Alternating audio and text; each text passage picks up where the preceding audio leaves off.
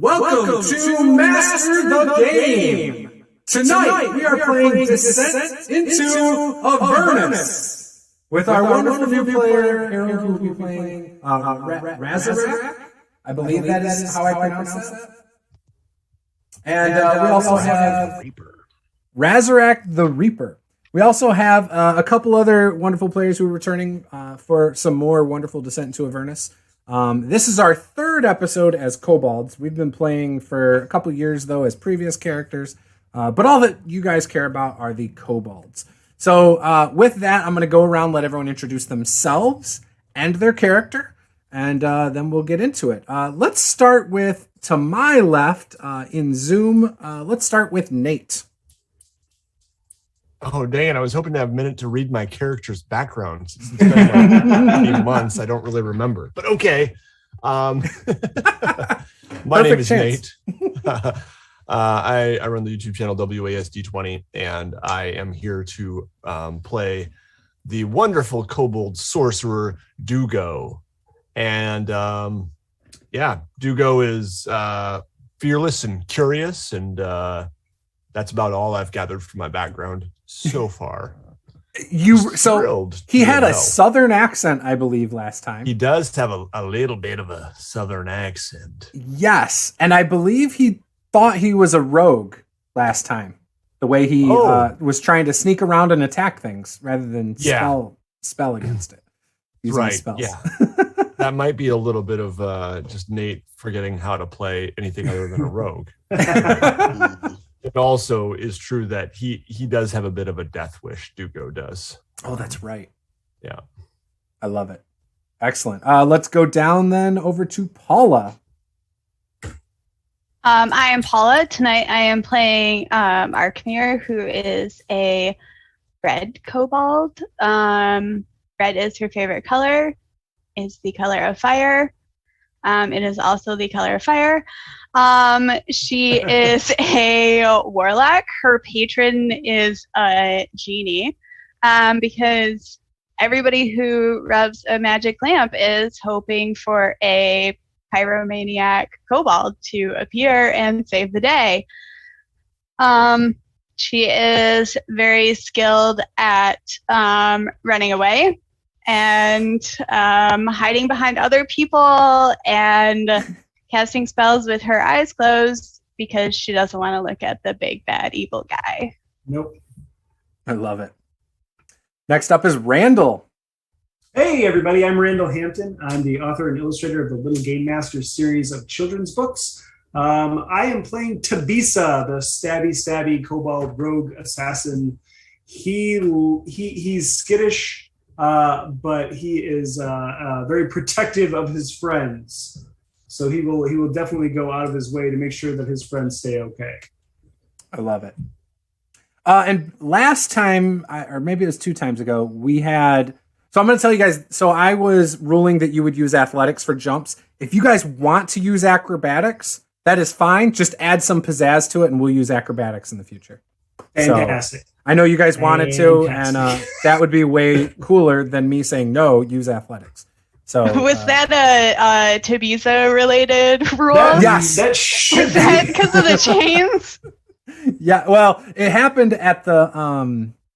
the other place with Gideon, but it came up then. So, and I guess on the chains it would work too. It probably would have worked better on the chains, yeah. And last but not least, our newest player, Harold. I'm so excited to have you. Tell us about your character as much as you want to share at this time. Yeah. Okay. Name's Harold, aka Blackthorns Apothecary on TikTok. You should follow me. You should. And link is in the description, by the way. I am playing Razarak the Reaper, an abjuration wizard, who is not your typical kobold, and you will soon see why. Oh, it's gonna be great. I love it. Go check out his TikTok. We have links to everybody below. Should have Randall's Twitch, where he does live drawings of different characters and commissions. We also have Nate's channel for YouTube down there. Paula's just always on this channel. She doesn't do anything elsewhere. So, You can follow her on Twitter, but she doesn't really get on there much. Yeah. So with that, let's get into it. So does anybody remember what happened last time? We just got down the chains, and one of our friends fell into the river Styx, and basically had a frontal lobotomy. Basically. So he's not really the same person anymore. And then I don't know. I feel like did we fight imps or something? There was something like bouncing around down there by us. Yeah, something was speaking with you guys. Yeah, I wanted to play hide and seek with you guys, but something you guys like didn't that. play fair, and he got mad because you started Sounds kicking his right. butt. But you, Tabisa, you did get attacked by it. It was a Bula's. Well, it was a spine devil and Bulazao. I don't know. I can't say that correctly. But what happened was you took max HP damage to your max, and you were down 6. I don't know if you remember that. So you can't heal that until you make the con save. Okay. So every 24 hours, you have to make a DC 13 con save. Okay. Otherwise, you will take more max hit point damage every single time. Fantastic. Yeah, it'll be awesome. You'll be fine. You got a lot of hit points. Dude, not right now. I don't. Right now, I'm gonna be stabbing myself with that healing arrow here in a second. Oh yeah, I forgot about that magic item. Yeah. Hey, that was mine. Wait, that was my other character. That was That was the Zed's. other character. I absolutely stole and burgled your dead corpse. I'm sorry. You did. I apologize. Dugo has no knowledge of this, though. Dugo does not care. So Dugo and Tabisa are good. Yes. So anyone just tuning in, you guys may have noticed that we have not been using the Descent into Avernus optional rules. We are starting to do that tonight. I already went over it with the players. You guys will just have to see it in effect as it happens. But with that said, you guys have been traveling for a few hours. We're going to say 3 hours. Everybody except for Razarak, give me a con save and beat a 13. If you do not, you suffer 1 level of exhaustion. It's great. Starting off tonight on a high note, guys. I got a It's gonna be 16. fine. It's 16. gonna be fine. All right, 1-6. Tabisa made it. What did we have to beat? 13. I got it. Oh, Dugo made it. I mean, like, I was close. So like, close. really close. Close is Like, great. So Really, really close. You will have disadvantage on ability checks to start out. I mean, I don't get a lot of pluses on many of them in the first place. So, like, let's just be honest. It's all right. It's going to get really good. It's a good start. It's all right. Yeah. If Yeah, any of it's you not a would problem. like to, who have been traveling for 3 hours, you can expend hit dice right now at this time to gain some of your hit points back. Yes, please. Oh my goodness, yes, please. All right.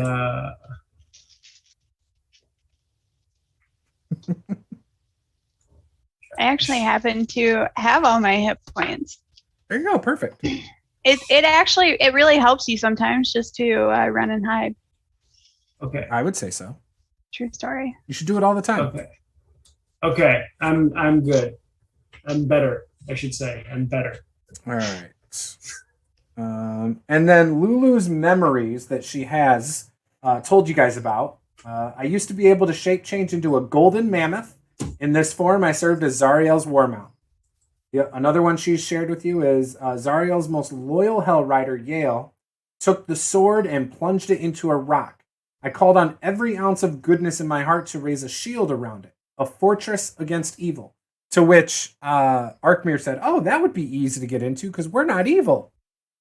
And then the last one that you guys have picked up from her is, I wandered Avernus for a while, then hid in a place called the Wandering Emporium. I made a friend there. His name was Mahadi. Maybe he can help us. So those were the 3 memories that have been shared with you since being in Avernus. All right. So, as you guys have been traveling, you can see in the distance the companion hovering above Elturel starts to fade in the distance, far behind you. You guys continue to travel, and after a few hours, you see a large rocky structure. But before you approach that, you do hear, all of you hear, Lulu speak. I need to remember more. I must remember where that sword is exactly. I think those bird people at Fort Knucklebone can help us. I remember two of them. They were, what were their names? That's right. It was Chukka and Clonk. We gotta find Chukka and Clonk at Fort Knucklebone. We gotta be close. I feel like we gotta be close. Did you say chuckin' and cook? I got chicken. I'm laughing so hard I have to remove my hat because I'm starting to sweat. So it was Chukka and Clonk. Chukka and Clonk. Yep. Okay. Man, Lulu, thank you. Is that like a big fort? Or It's small. It's not small, but it's like a large rocky structure. It looks like a hand, like crawling out of the ground. We'll know. As soon as I see it, I'll know. I feel like it's close. I feel it. Yeah, so we just have to, keep our eyes open for this big rocky thing that looks like a hand. oh, okay. Yeah. Yeah. I mean,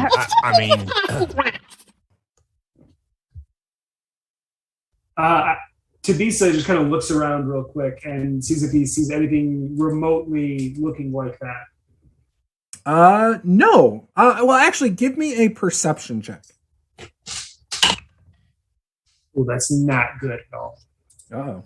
That's what's my perception? Oh, I have disadvantage. Hold on. Wait, that wasn't quite bad. Oh man, the second one was a natural 20. It was a 13 total. So you do not see anything that fits that description. Okay. Upon looking around, you oh shoot, do that. You hear though loud snorting coming from around the rocks. It sounds like multiple creatures just snorting like. Oh no. Mm-mm. You should go look. You should go check it out. I'll stay right here and make sure nobody else comes up from behind us.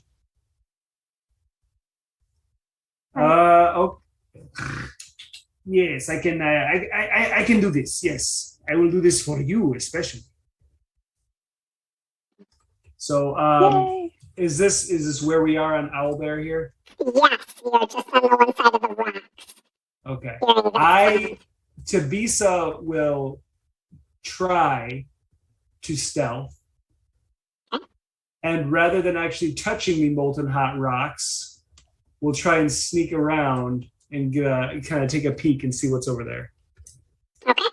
Feel free to put yourself in Owlbear radio where you want to be. I'm sorry. Is our elephant friend still running the game for us? Am I still speaking in that voice? Used to be. Yes. My bad. Yes. My bad. It's a holly font. Please. This is a new thing. I'm trying to get used to it. Dude, I'm All right. loving it. Can you hear me? Yes. Yeah. Okay. But I don't sound like the Holly You font? are. You sound like No, Juce. no. Okay, good. Except a little more There's sexy. a couple toggle switches here, and sometimes they don't work how you want.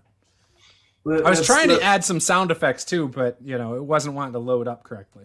You're gonna have to send me this later, by the way. Okay. I mean, did he spend the afternoon out in the game room, like talking to himself to try and make voices? Yes. Oh yeah. We know you why have to like Roll20 tweak a didn't bunch of happen stuff tonight. It's so good. Yes, actually, that is the main reason, because I was too busy looking at a couple tutorials on this. But anyways, all right. So you look around the corner, and you can see from your viewpoint these large. They're about 4 feet off the ground, so they're probably taller than you. These large boar spiky creatures. They got like these silver spikes coming out of their backs and shoulders. And you can also see what looks like a black kobold. What does this black kobold look like, Harold? He is in all black robes, save for the hood that is now pulled around his shoulders, as you can see, like stark bone white horns jutting out of the top of his black scaly skin. And his eyes are faintly glowing with just a unearthly green light. Beautiful. And he's also clutching in his hands. He's clutching what you can see is a book of some kind. So I see a kobold. He's surrounded by these spiny creatures. Is Yes. he? From my best guess, would I say that he's in danger or that he's doing a performance? He looks like he might be in danger from your viewpoint, Tabisa. Okay. There's these 5 giant, like, boarish creatures that are like stamping in the sand and kicking up dust and dirt. There are insects hovering around all of them.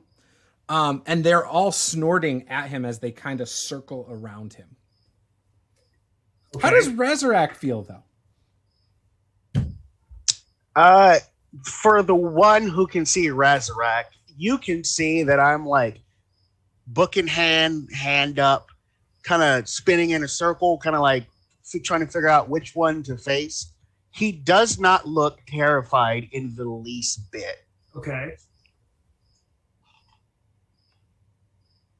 Like he looks like he's trying to pick which one do I want to hit first. Okay. So with that, let's roll for initiative.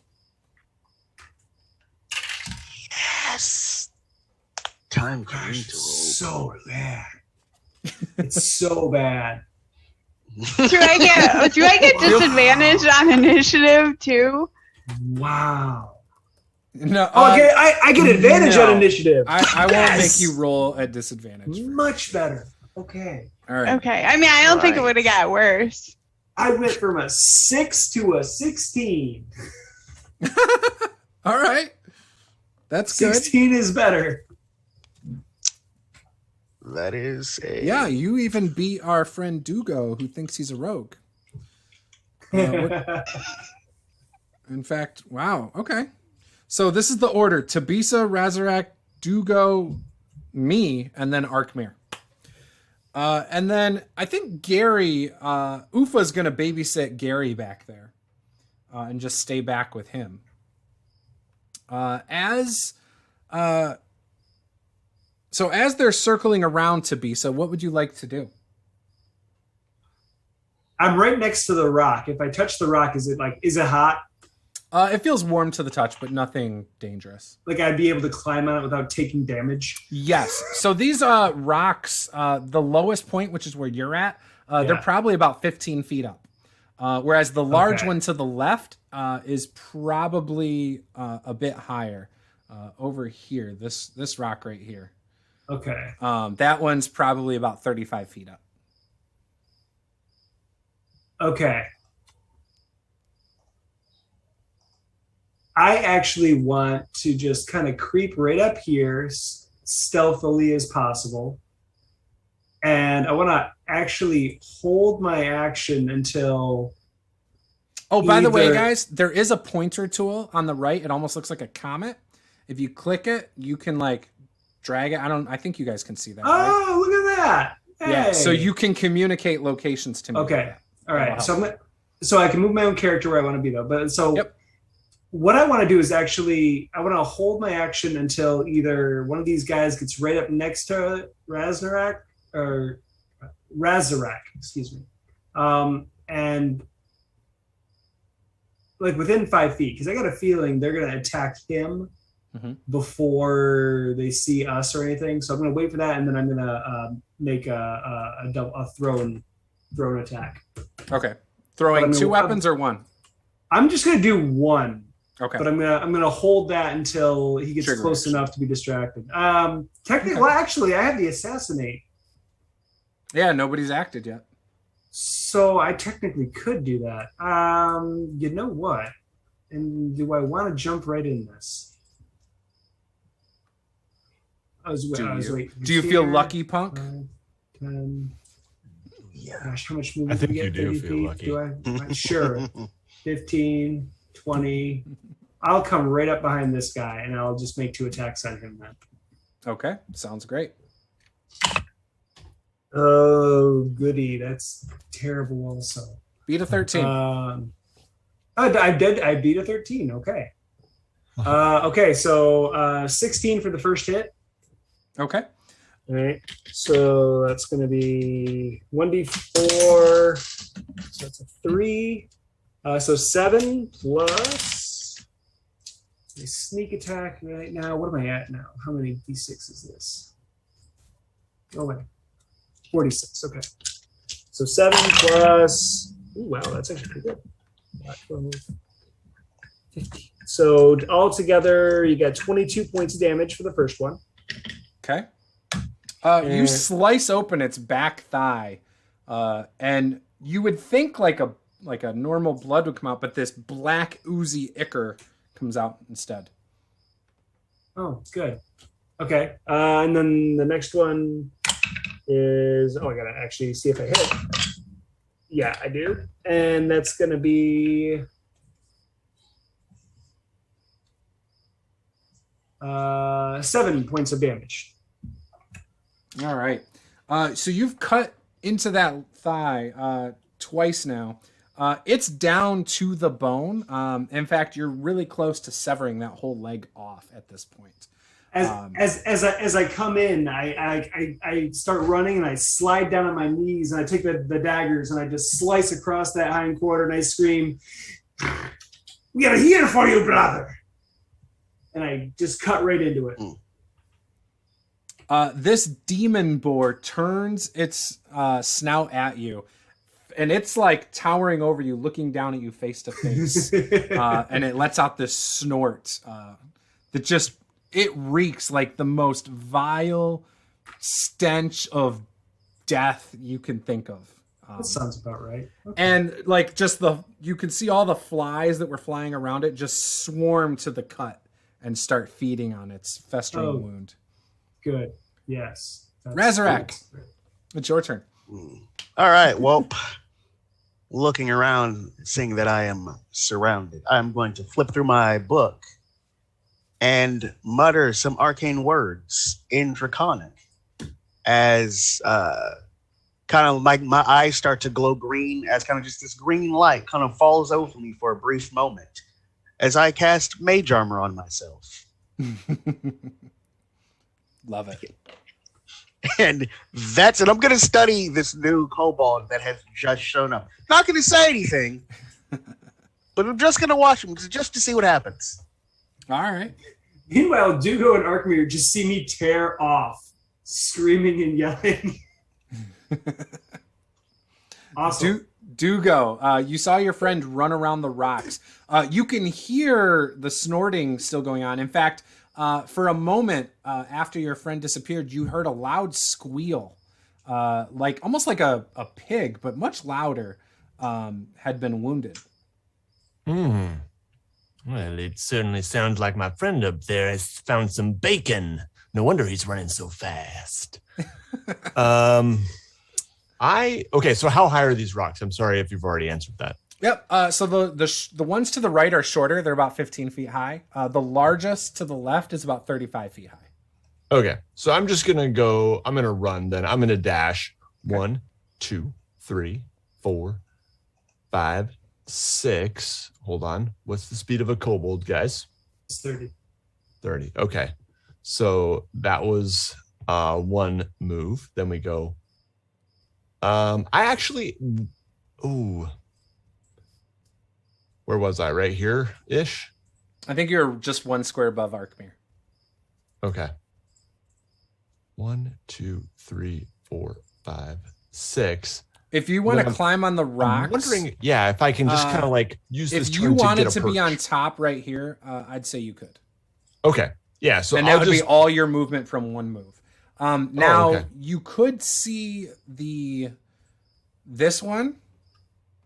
Yeah. And you could probably see this one from up there, but because you're on the back side of the rocks, your view is probably obstructed a little bit, and even these ones probably down here probably still have a little bit of cover. Okay. Just so you know. So you're saying I could make an attack, but possibly at disadvantage? It wouldn't be at disadvantage. I would bump their AC because of the cover. Gotcha. Okay. Yes. So I will make an attack on probably like number 2 or something, or okay. Yeah. And I would like to, so yeah, I climb up and I go, oh, another kobold. This is crazy. What a coincidence. And I'm going to attack with Ray of Frost. Okay. Beat a 15. And not the kobold, for the record. One of the piggy. And I failed. Good distinction. I got a 12. All right. So what does it look like as you miss?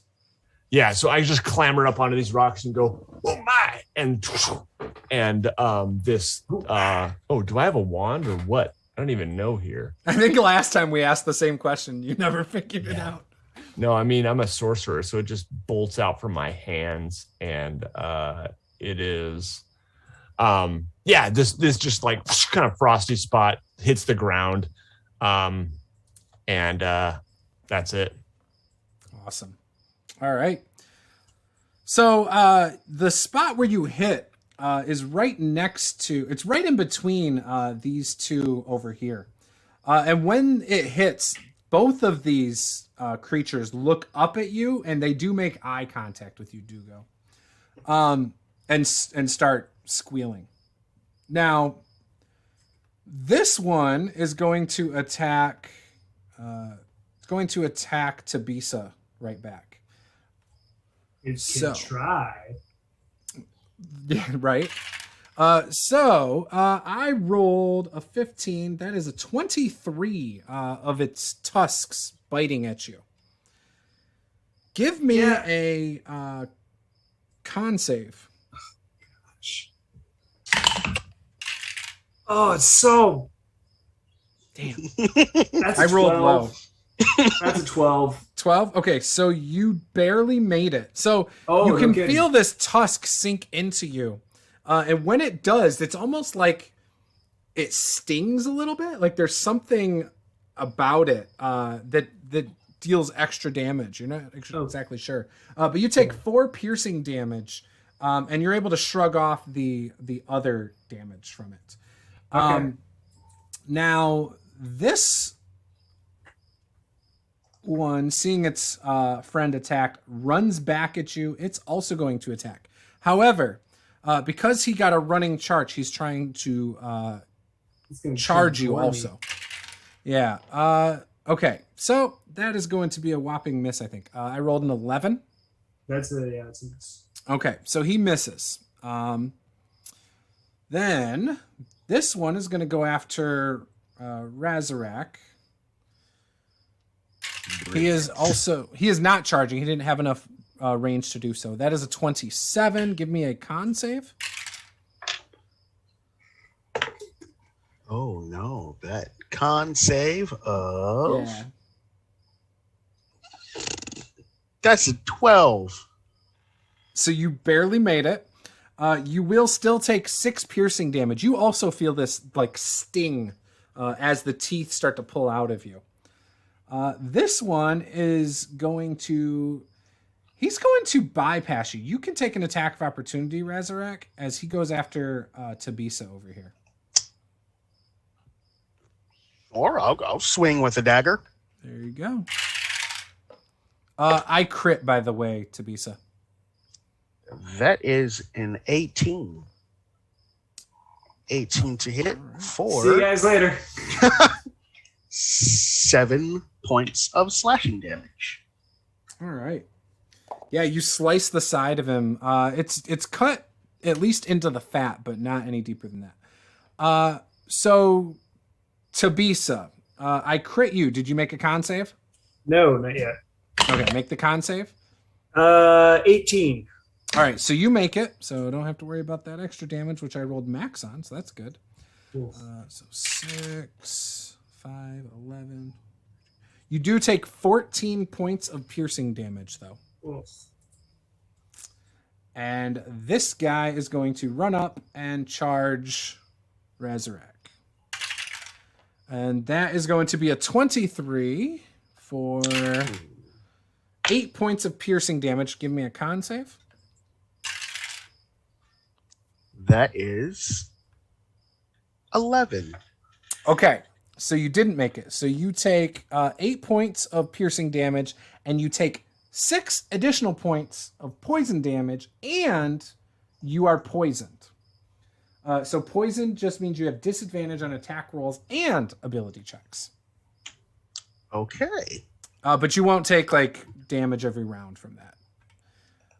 And you will be poisoned until that gets treated somehow. All right.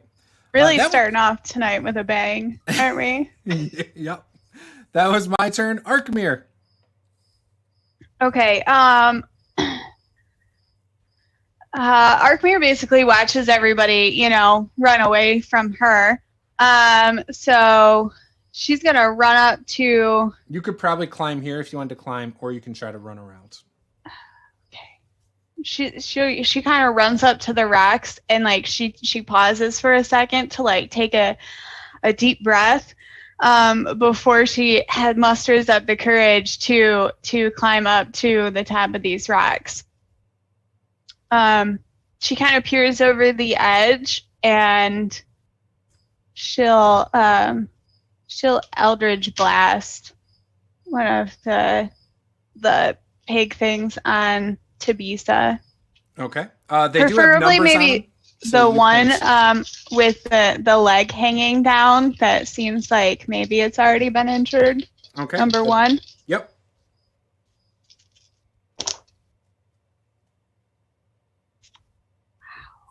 Does a 16 hit? That will hit. He does have cover, but that will still hit. Okay. So one misses, the other one hit with a 16 for a whopping 7 points of damage. You kill it. What's it look like? Nice. So Arkhamir scrambles up to the top.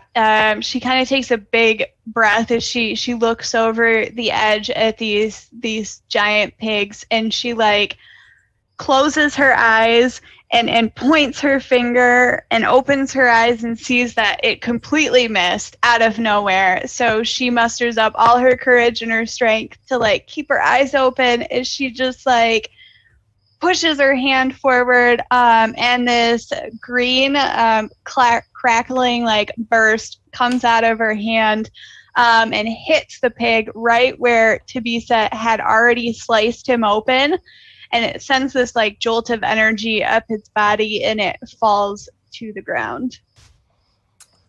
So the insects that got blasted too, just splattered on the side of this thing. Some of them kind of just hovered up and they look angry, and then they go right back to feeding on the flesh of this demon boar. Awesome. Love it. All right. Tabisa, back up top. Okay, so one is dead. Yes. Is there a good way in Owlbear Rodeo to mark it, or do you just delete it? I sometimes will turn it upside down and rotate it, or I'll just delete it. Or you can put a ring around it. You can change the color. That's another option. Ooh, let's make it red. Okay, there we go. There, red one is dead. Okay. I'll also try to rotate it. That's kind of cool. All right, I'm gonna kind of move around to this side, so I'm still within his attacking range.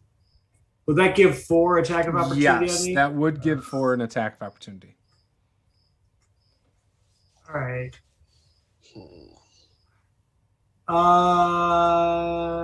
Disengage. Okay. 5, 10, 15, 20. Wait, I want to go on top. And then I want to go. You could get there. I want to. Okay, no. How do I bring him to the top of the map? You're just gonna have to set him next Okay. to it where you can All kind right. of see it. Yeah, that's fine. We'll pretend he's right there. Okay. There you go. I want to climb up on top of that. Yep. With the last of my movement. Sounds Turn good. around and then pull out my short bow and take 1 shot at number 5 with that. Okay. Yeah, you could do that. Because I do not like being this close to these guys. Okay. Oh, stop it. Go away.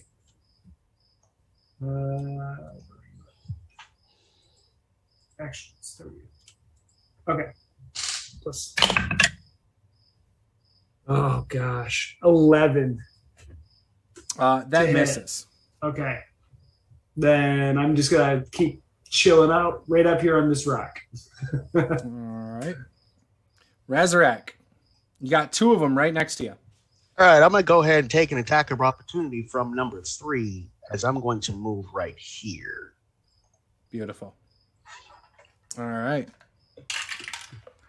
That's going to be a 21. Shield. My AC is now 22. All right, perfect. And as I move there, I am going to cast Tasha's Caustic Brew at the 4th level. And so I'm just firing in a straight line up this way. So 2, 4, and 5 need to make me a DC 16 Dex save. You said 16? Yep. So one of them makes it. I'll let you decide which one. The other 2 failed gloriously. 7. We roll this damage. 8. 11. So many ones, though. 12. 15. And 19. So I will say number 2 succeeded. Okay. You said the other 2 failed? Yes. Okay, so number 2 will take half of 19 points of acid damage. All right, so 10. As I spew this acid from my mouth. I love it. The other 2 will take 19 points of acid damage and are now covered in acid. And they can either use an action to scrape or wash the acid off. But at the start of their turns, they will take. Oh, now I got to do math again. Was 4th, so 3, 4. At the start of their turn, they'll take 44 points of acid damage.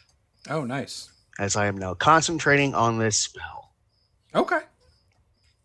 That's a pretty good spell. Dugo. All right, Dugo is going to stay up on his perch on the rocks, maybe move a little bit forward to where you can actually see him, because I took some liberties last turn so you could still see him. Yep. And I would like to attack. Are there any that are not injured at all yet? At this point, the only one that hasn't been hurt is number 3 out there by itself. Okay. I am going to cast Chromatic Orb at number 3. Okay. So yeah, this Dugo kind of starts to chant and goes, and he kind of says under his breath, "I hope this new kobold is all right." And he casts Chromatic Orb, and this large sphere of energy flies at this one that has not been injured yet. And oh, nice! That's going to be a 23 to hit.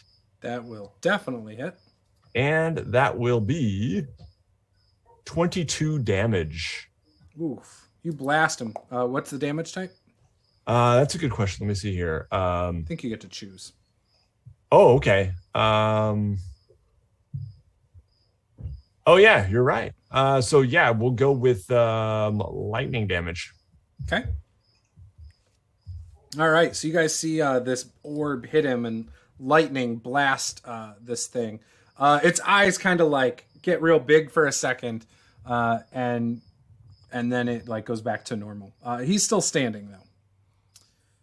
It's their turn, so that 4d4 damage, you can roll that. Razorek. Oh, I gotta make sure I read this right. It's not 44. It's 2d4. I'm kind of sad, but at the same time, it's still free damage. And that's only the ones that failed, correct? Yeah. So the ones that 4 and failed 5. will take 5 points of acid damage. Okay. So number 4, you can see the acid is like just burning through it. It's still standing, but it's looking very rough. Like it's shaky. The other one's looking rough too, but not as bad. You think that maybe a hit or 2 at most would drop both of them.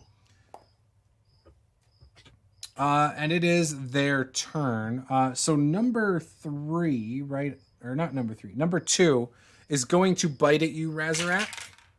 That's a 23. I need a con save again. 14. 14. Okay, so you made it. So you take 9 points of piercing damage. Because the other kobold is now on the mountain cliff, all of them are just going to descend on you. So this one, number 3, comes towards you to attack you. That is an 18. I need another con save. My AC is still 22. All right, so he misses. Number 1 is dead. Number 4 is going to move down here. He also, though, is going to take a turn to like do a quick barrel roll to get the acid off of him. And that was his action. And this guy's going to do the same thing. And yeah, that's their turn. It is now Arkmir's turn. All right. If you move closer on the cliffs, though, you can get rid of the cover that they have from the cliffs. Okay.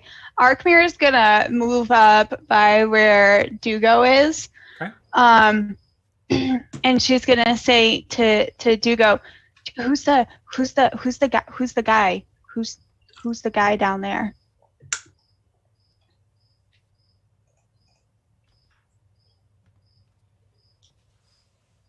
Dugo doesn't know. Dugo's just looking. Dugo is distracted. I forgot my character name. I'm Nate, guys. Come on. Or Zed, maybe. Like, all right, so I don't know. I hope he's all right. I really hope he's all right because we're like going out of our way to help him here. Yeah, it doesn't look good. I don't like it. Where do these things come from anyway? Arkmir is going to try an Eldridge Blast number 2. Okay. I don't like having disadvantage on everything. Ooh, I zoomed in way too far. A 13 doesn't hit, does it?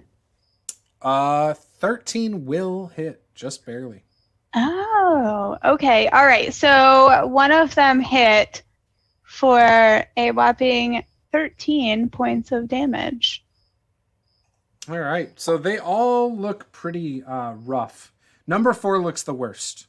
But you blast it. He's still standing. And at this point, there's almost like this crazed look in their eyes. They look bloodthirsty. It is now Tabisa's turn. I see him getting completely swarmed and realize, oh, I came over here to help him. Why aren't I helping him? And I'll move right up here on number 2 Okay. and take a couple of swipes. What's your movement, if you don't mind? 30. 30? So it is 15 feet down. Do you just jump off? Yes. Okay. Give me an acrobatics check. Gladly. Natural 20. All right, perfect. You Not what I would have wanted the nat 20 on. Well, you But can that's do okay, I'll something take really it. cool as you do it. I and literally because of it, I will give you advantage on your attack roll. Okay. Nice. It's you see him. All of these spiky boar hellbeasts start to swarm around him, and something clicks, and he just starts parkouring down these rocks, bouncing off maybe a little more than he needs to, but he's just got all this energy now, and he just can't figure out what to do with it. He gets down to the very bottom, jumps off, and does this crazy Simone Biles double flip thing in the air, lands on the ground, sticks it perfectly, and then continues running. Gets up behind number 2 and takes a couple swipes. Beautiful. You said advantage on the first one? Yes. Wow. Okay. 17 plus, that'll hit. So that'll be the sneak attack. So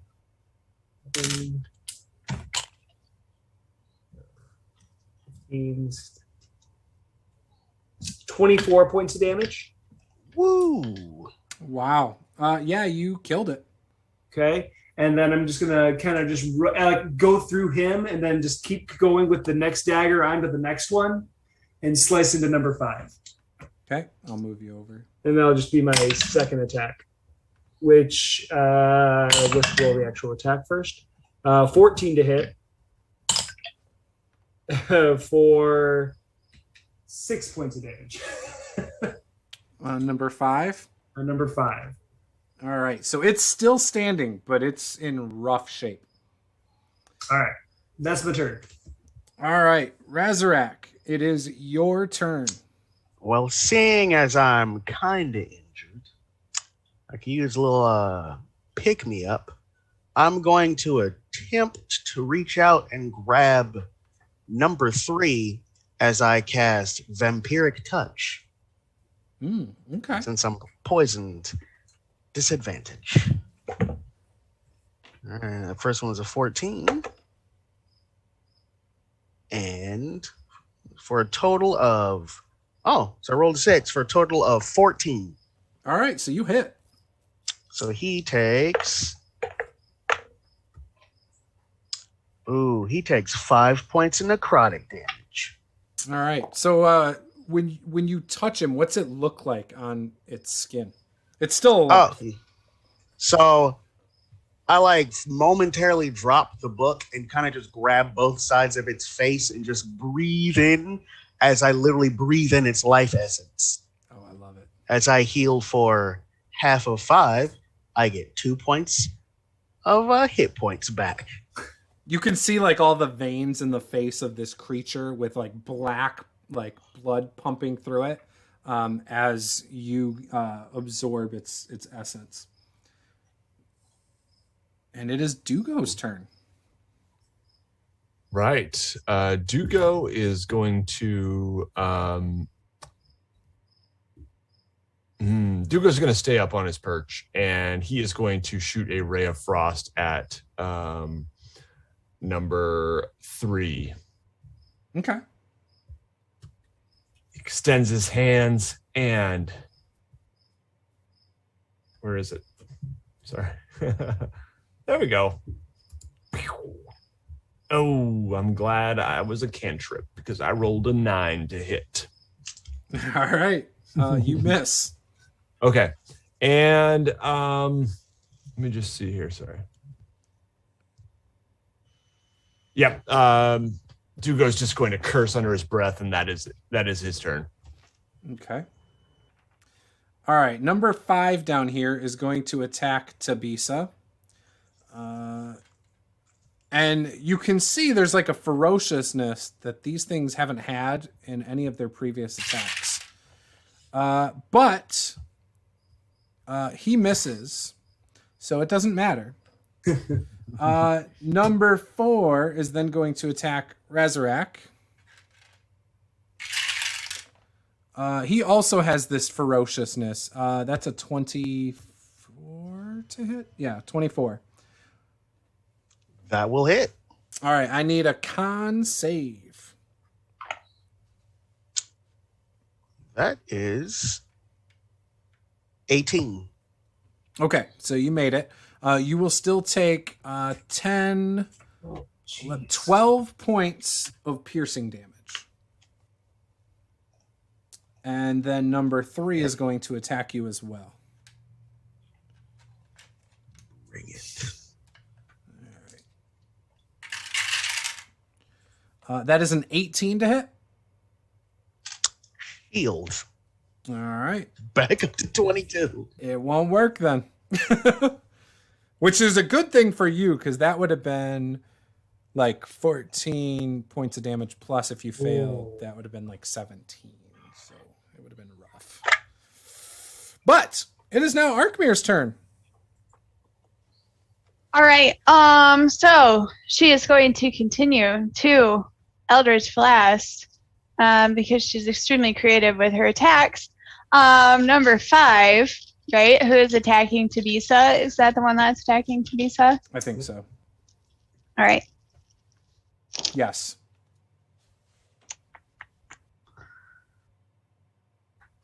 You know, it's been a really rough day so far for Arkmir. And she's so tired, and all she wanted to do was take a nap, and now they're in a fight with these flying pig things. Aren't they flying? Hovering. No, Hovering pigs? No, they're just fat. They're like 4 feet tall. Well, in Arkmir's head, she made up that they're flying. They're now flying in her head. She's just really tired. And I'm pretty sure none of this hit unless a 14 made That'll it. hit. That'll hit. That will? Yeah. I'm surprised. You guys, I've rolled so many 20s They have an AC of in 13. combination with so many 3s. It's ridiculous. Okay, so then that will be 9 points of damage to So number you killed 5. it. By the way, you've killed 2, just so you know. 2 of the 5 you've killed. You know, I mean, sometimes like everybody else just kind of gets them right to the edge there, and then she just kind of shows up and like pushes them over. So I assume what would probably happen is that Arkmir lets out one of these Eldridge Blasts, and then she kind of falls over, right? Because it really has been an exhausting day. And then lets out one more, which kills the pig. But then I imagine Arkmir just kind of like falls over, and she's sort of laying on the ground watching the entire scene unfold, but feeling really worn out for some reason. I just imagine this big dramatic flourish, like...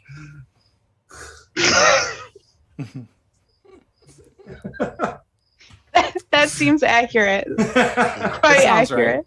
Right. Awesome.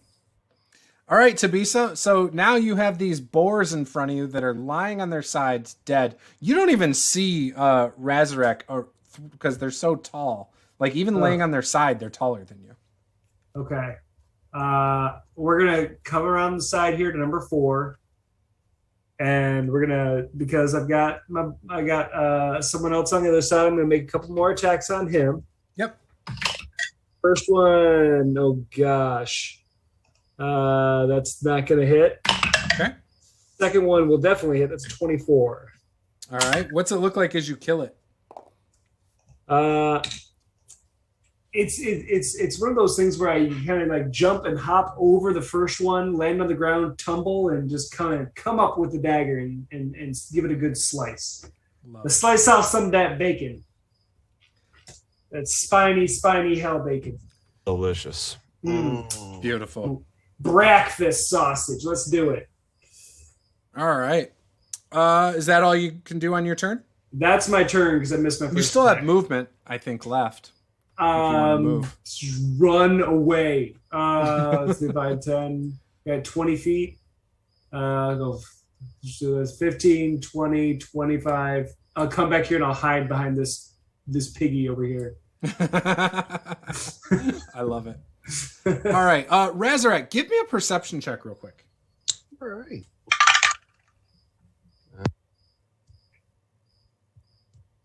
Wow, that got way worse.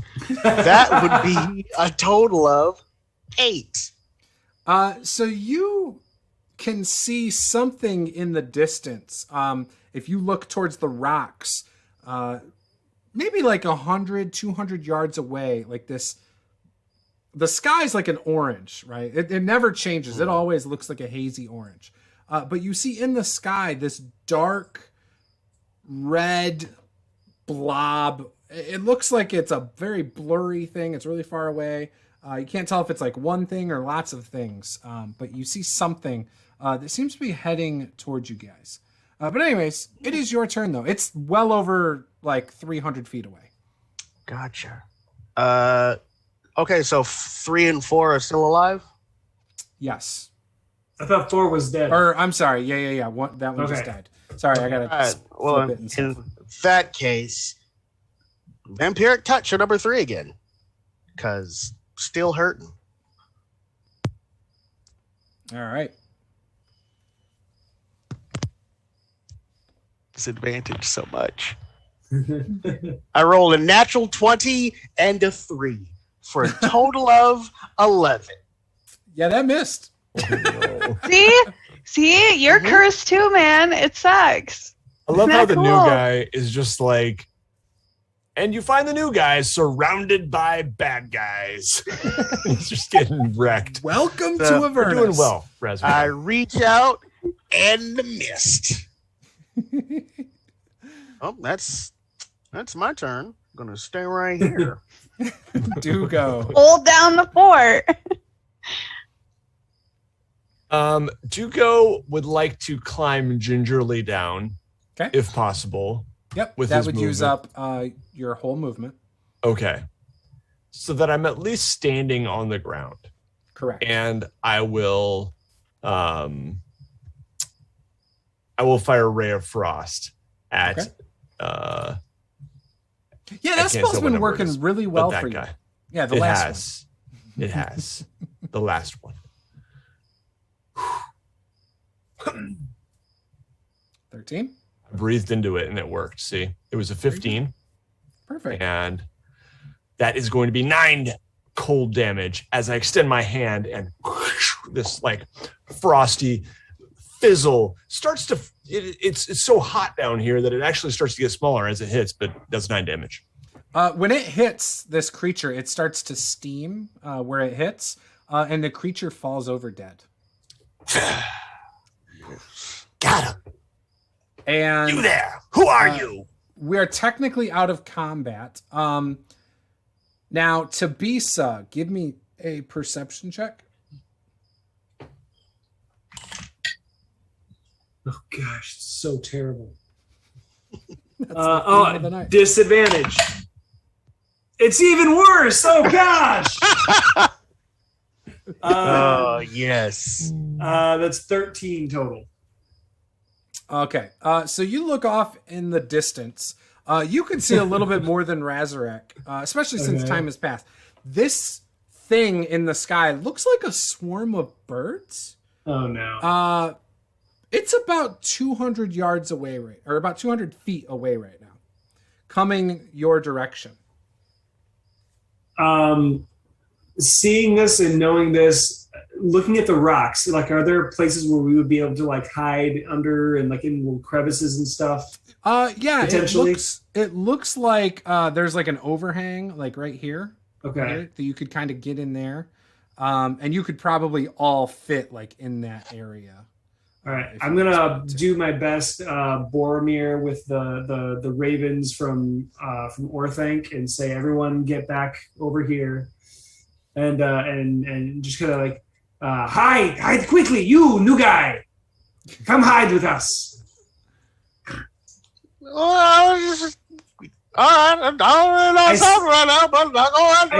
I start running and I see you not moving, and I come back and grab you and I pull you with me. And I yell at Arkmir and Dugo and I say, hide! Hide now! You do not have to tell Arkhan twice. Like, she's on the ground running right after Tabitha. What are we hiding from? And I there are many birds coming. Oh shit! What about our friends on the other side of rocks? So, Arkhan, you noticed while you were up there that when you looked back at one point, they weren't there anymore. No, they left. They went away. I don't know. What do you mean they just left? Where did they go? Well, I don't know, but those pigs are scary. Like, I would leave too. Maybe they went swimming in the river again. Strange. Very strange. I'm not sure about that. But we should hide. Much as I want to fight. And I can't shake my fist. I go stealth, and I go right up against the wall, and like you can clearly see me, but I'm like moving, like not moving at all. And I'm like, shh, quiet. How much time would I have, but by the time those things got to where we were or are? So it would probably take like 15, 20 seconds, maybe. All right, never mind then. I had a spell, but that takes me a minute, so never mind. What's the range on it? I mean, I was just going to cast Lehman's Tiny Hut. Oh, gotcha. Actually, still don't have enough time, even if I just cast it with a spell slot. Yeah.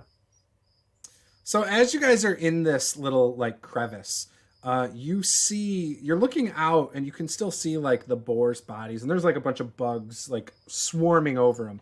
And all of a sudden you start seeing these hand size, maybe even like your forearm size mosquito birds. And they just start nose plunging into the boars, and you just see blood and guts squirt out as they bury themselves in it and start engorging themselves, getting larger.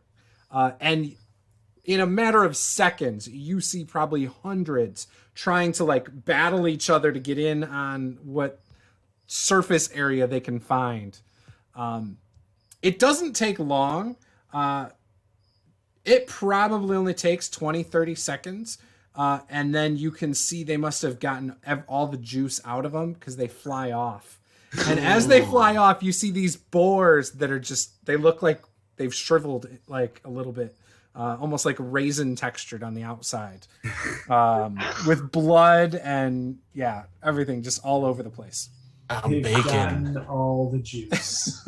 So gross. All the juice. The entire time, Arkhan is probably facing the rocks, with her hands over her eyes, just muttering, "Tell me when it's gone. Tell me when it's gone. Tell me when it's gone."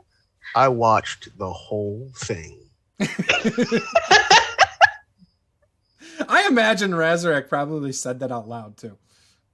No, He sees her and he says something like, "No, it's good. It's over." And then she turns and looks, and it's still going on. 100%. It's just a circle of life. What were those things? All right, now you, mister, you have some explaining to do. Who are you? And he turns to Razorek. My name's Razorek, the Reaper. You may refer to me by my draconic eminence as Razorek, the Reaper. Oh, I don't like the whole title business too much. Why the Reaper? Did you earn that title? Yes, as one of the Royal Black Dragons, I definitely did until someone betrayed me and I'm stuck like this. Stuck like what? These little bitty arms. Dragons are not supposed to look like this.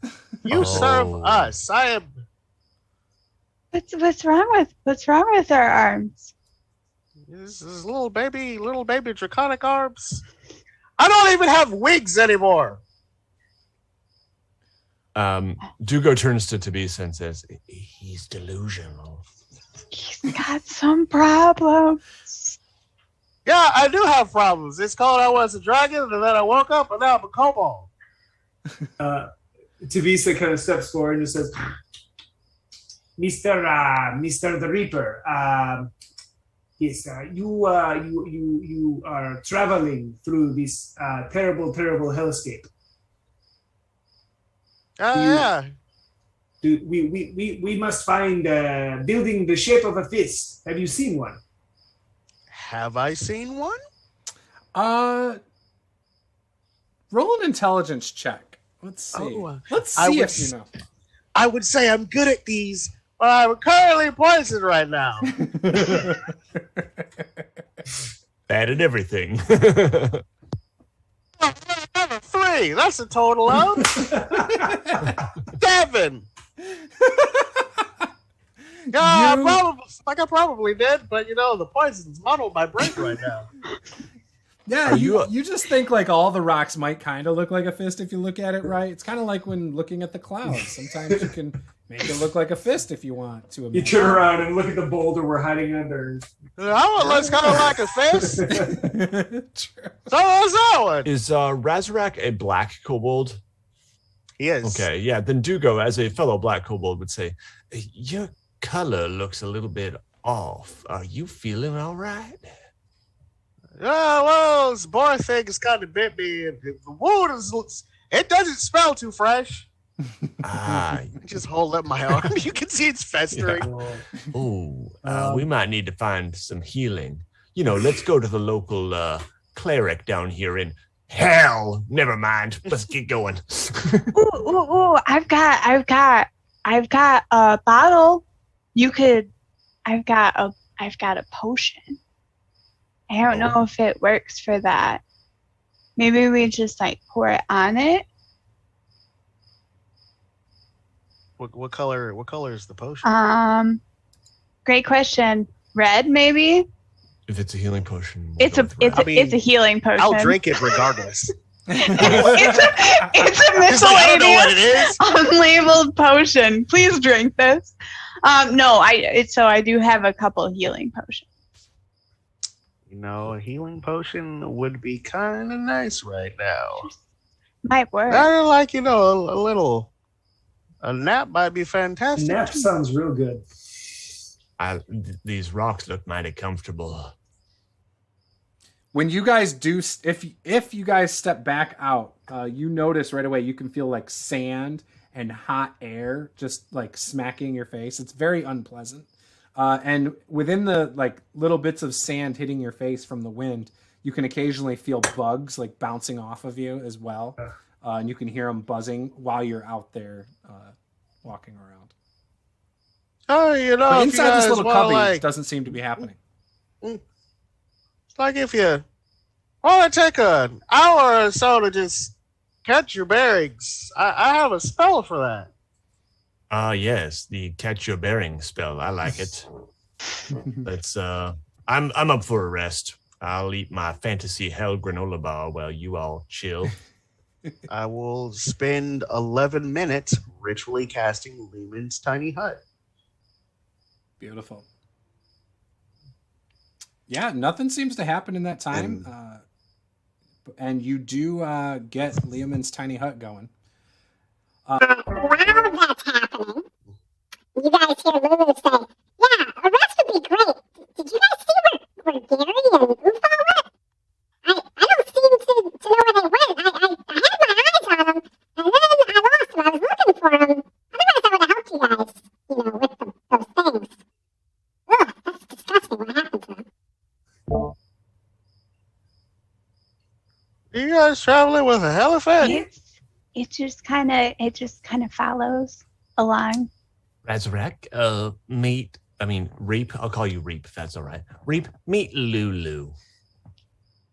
How are you alive in the hells right now? She knows things. They know things. You see Lulu's little wings flapping. It's probably flying around face level. And she's just looking at you, and you hear this voice in your head. Yeah, we're trying to find Zariel's sword. I can't remember where we put it though. I love I love that all of the DM commentary is also as Lulu now. I think this is something that should just continue. And We're trying. all the exposition has to be done as Lulu. The sword. The sword. We're trying to find the sword. In the hand building. So, yes, there is a hand holding a sword. Which is usually how that works. Do I know what this sword does? Is it a powerful artifact of some kind? You know what? Give me a history check. Yes, I love doing these at disadvantage. What?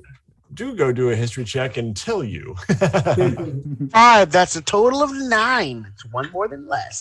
You do kind of have an idea of who Zariel is. Zariel is one of the protectors of the Nine Hells, kind of in charge around here. You have heard that she once had a great powerful sword. You don't know what it does. You've heard about a lot of powerful weapons, though. I was like, I wonder if that sword could possibly break the curse or enchant or whatever the hell happened to me. That's possible. Yes. Mind if I tag along? How do we know we can trust you? I mean, you don't. But if I wanted to kill you, I would have left. I had a spell. I could have wiped out all those things, but it killed you guys all at the same time. Your motivation seems suspect, but I'm okay with it. Yeah, I mean, you're a kobold, but the whole Reaper thing is still kind of creeping me out. If I'm honest. Hey, Dougal, you must give him proper respect. It is Mr. the Reaper. Yes, Mr. the Reaper. Yes. If there is any way of proving your apparent former dragon state, then that would be appreciated. And if we can help turn you into a dragon, back to your former state, I would be happy to do that. How's he gonna prove he was a dragon? I don't know. He's got a picture? Oh no, the identification card should state clearly. You see what happened is I left it in my other scales when I was a dragon. Can I make an insight check on Razarak on whether or not I believe that he was in fact once a black dragon? Sure. I believe him wholeheartedly. I would say no matter what you rolled, you would believe him wholeheartedly. I believe him because I think Razarak believes he was a dragon. He truly insight. does. Yeah, I rolled a 5. So I am in awe with Razarak right now. No lies are detected. Yes, masked by draconic eminence. I'm awesome. Was it like a really big dragon? How big? I mean, you might say I was huge. I was a pretty big dragon. Mr. the Reaper, how old are you exactly? Are we talking hundreds, thousands? About 453 years old. Give or take a decade or two. That's pretty precise. Yeah. Well, anyway, I guess seeing as how Gary and Ufa have run off, a little extra company from a fellow kobold would not be, Reaper, dragon thing would be appreciated. This Razarak or Mr. Reaper, it's fine. All right. Is it okay if we call you a kobold? I'm kind of a kobold at the moment. You would not be wrong. Okay. Well, I just, I don't want to upset you if it's a problem. That's all. Just making sure. No, it's for the time being, I am a kobold. I guess I can see how the other half lives. This might be an interesting learning experience. It's like that show where the boss, undercover boss. He's like, oh man, I've been so mean to these little kobolds. Look on the top side. I used to run the Kobolds. Now I'm gonna see how they feel about me. Exactly. Oh, I love it. All right. Well, good enough then, I suppose. So we're gonna take a short little rest here, or are we gonna take a long rest? Well, it does last for 8 hours, so we could take a long rest. Now, in DM question, are we noticing the passage of time? No, you have no idea because it's not like there's normal days and nights. In fact, the sky always looks the same, other than like occasionally different creatures flying in the air. You might see in the distance along the river Styx, like some battles break out between demons and devils. And even like walking in a straight line towards a point, like you can see something in the distance. What you would think would take 10 minutes might take hours. It might not even seem like it ever gets closer. So everything is really off. It's hard to tell time and distance and all of that. Okay. You can't be sure of really anything here when it comes down to it. Fantastic. Yeah, okay. It's lovely. Okay. It's a great place. So worst place ever. Okay. Yeah, it's like Arizona. Okay. I really hope Harold doesn't live in Arizona. I feel like even if I did, I'd just be like, I agree. Like those mountains are not getting closer over there. I would not mind taking a long rest just for the attempt to get my max HP back. Okay. I'm okay with a long rest. Yeah. All right. Everybody give me a wisdom save.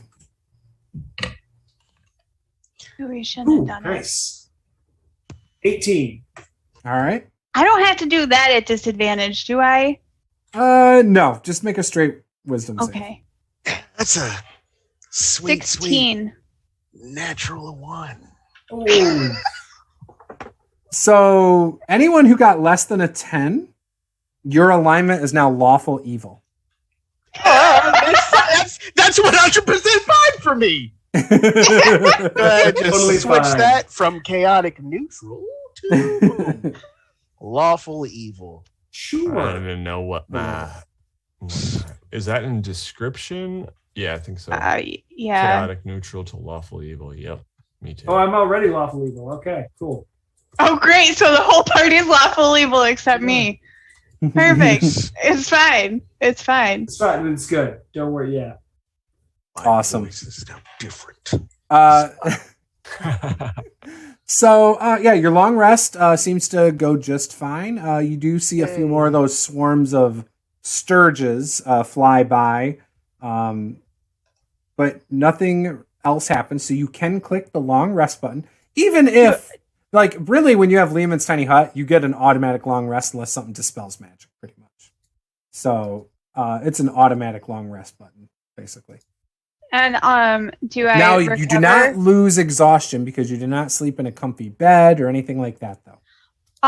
So and you didn't lose the poisoned condition yet.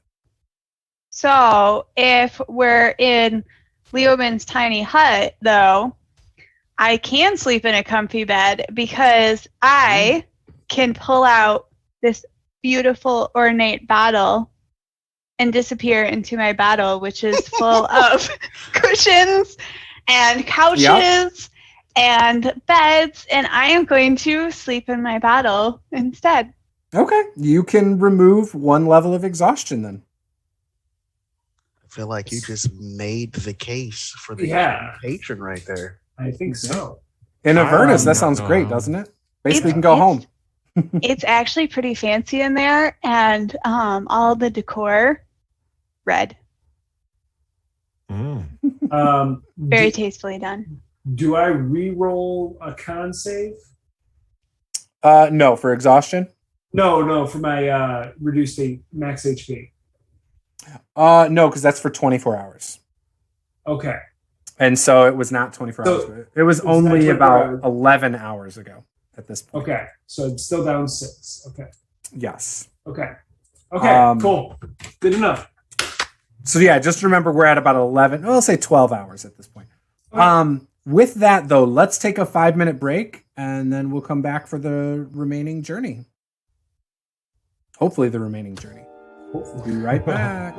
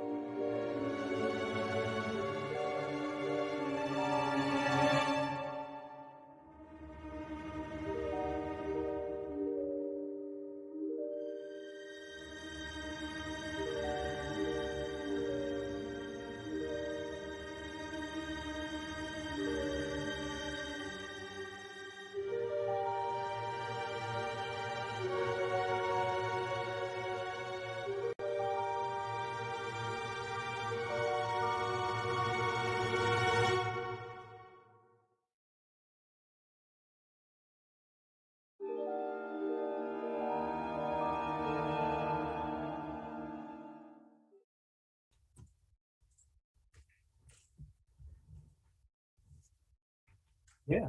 Yes. There we go. Now they can hear me. You guys could already hear me though. Yes. Now everyone can. That is true. That is true. Okay, so with that, you guys are in this little cubby in Liamon's tiny hut, and you guys are just kind of kicking around the sand as you guys are just kind of, waking up from your long rest. Some of you that are awake and stuff.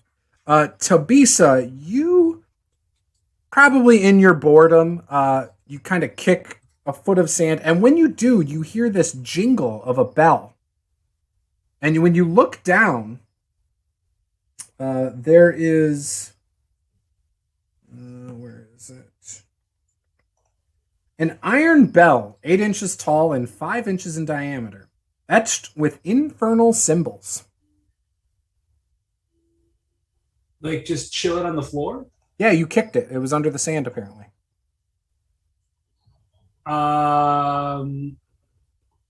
Tabisa being distracted by all the shiny all the time would absolutely pick it up. Yeah, it jingles when the inside hits. Can I read any of the symbols, or I don't speak Infernal, do I? If you don't speak Infernal, you can't. No. Okay. I cannot understand it. I just kind of look at it as like, oh, very pretty markings. Yes. And I'm about to take it and go put it into my bag. Do we all see that he found this? Do you? I'll let you guys decide if you see him or not. I am sleeping. I definitely rang it. So I pulled it, I kicked it, it rang, I picked it up, it jingles and jangles. What is it, like a really high pitched, like? It sounds like a normal bell, like a normal bell that you would pick up with like a normal black handle, and it's gold and it has these really deep etchings in it. An Infernal. I don't It works know like a normal bell, it seems like. I don't know if you should ring that. What does it say? it says? I like act like I'm like adjusting my glasses and looking at, moving it in and out, turning it around. I'm muttering under my breath a little bit. Yeah, I don't know. What's happening here? Dugo wakes up. There's a bell. I found a very pretty bell. And he's just ringing it. I'd like to read that if you don't mind. It has very pretty markings. Would you like to see? Yes, I would like to. It is mine. Okay, can you hold it a little closer? I kind of adjust my reading glasses. Hold it up right for it. Right? What does it say? I can read it in Infernal. Ooh, nice. It says dreams bleed profusely from battle wounds. Dreams bleed Yeah, that's a big word. From battle wounds. Something like that. Dreams bleed from battle wounds. Like a lot. Because you died. This is very depressing.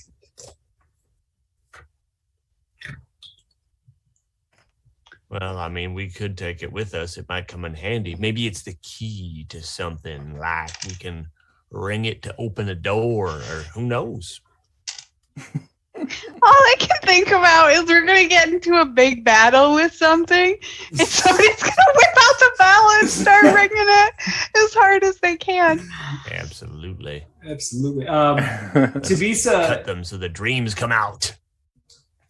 Wanting to still be as silent as possible when he needs to, takes like a scrap piece of cloth and kind of like stuffs it inside the bell so it doesn't make any noise. Mm-hmm.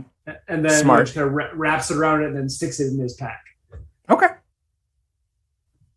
Sounds good. Since feeling that I just kicked that over and I found that here in this little alcove, I get down on all fours and I start like scrambling around looking for more stuff. Give me a perception check. Perception or investigation? Whatever you prefer. Perception it is. Oh no! Dang it! Perception's disadvantage. Yeah. Dang it! It's never perception. No! We know nothing. What'd you get? I rolled the 2. So a total of 8. What languages do you speak? I speak Common, Draconic, and Thieves' Okay. As you're like searching through, you find a slender steel cylinder with a sheet of parchment inside of it. Oh. What does Pick it up the say? cylinder and like. Cigar. Yeah. It smells kind of like lobsters. Smells like lobster meat. Interesting. Okay. Shellfish. Take the end off. Look inside. Hold it up like this, and the paper comes out and like pokes me in the eye. When you look at it, it's written in Draconic. Ooh, hey, all right. It says, like a lobster in a pot, you think you're safe, but you are not. Because the water you are in is all your greed and all your sin. Guys, I don't like being in here anymore.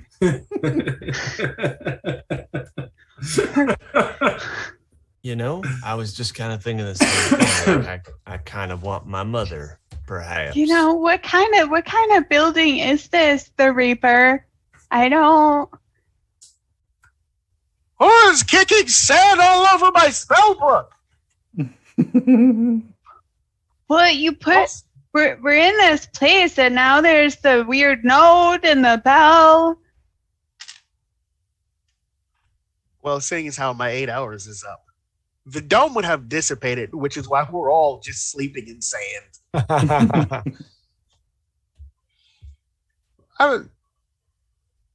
Wait, what about what'd you find? I hand the parchment over to him. Is this some kind of poem that you wrote? No, I found these. You some write poems. Does all of this come with the hut, Mr. Reaper? Typically, no. It's just a dome that's just comfortable to sleep in. Stuff Okay. can't get in. It's quite useful. Yeah, Especially when you're traversing through the various layers of hell. I agree with you. I think we should get going before more strange things appear. Let's go find this hand. Yes. Are these- I'll go Go ahead. ahead. I was just gonna say, are these things magical? Are you doing detect magic? I mean, I'm sure that Arkhan thinks that she's doing detect magic, but no, Doesn't seem no, magical. I don't know. She's just looking at him. Yeah. Well, the bell's put away, but it didn't seem magical from what... I mean, you thought the writing looked fancy and like it might be magical. But it didn't seem like it did anything when the bell was rung or anything. And this parchment paper just looks like a note of some sort. Kind of an ominous note.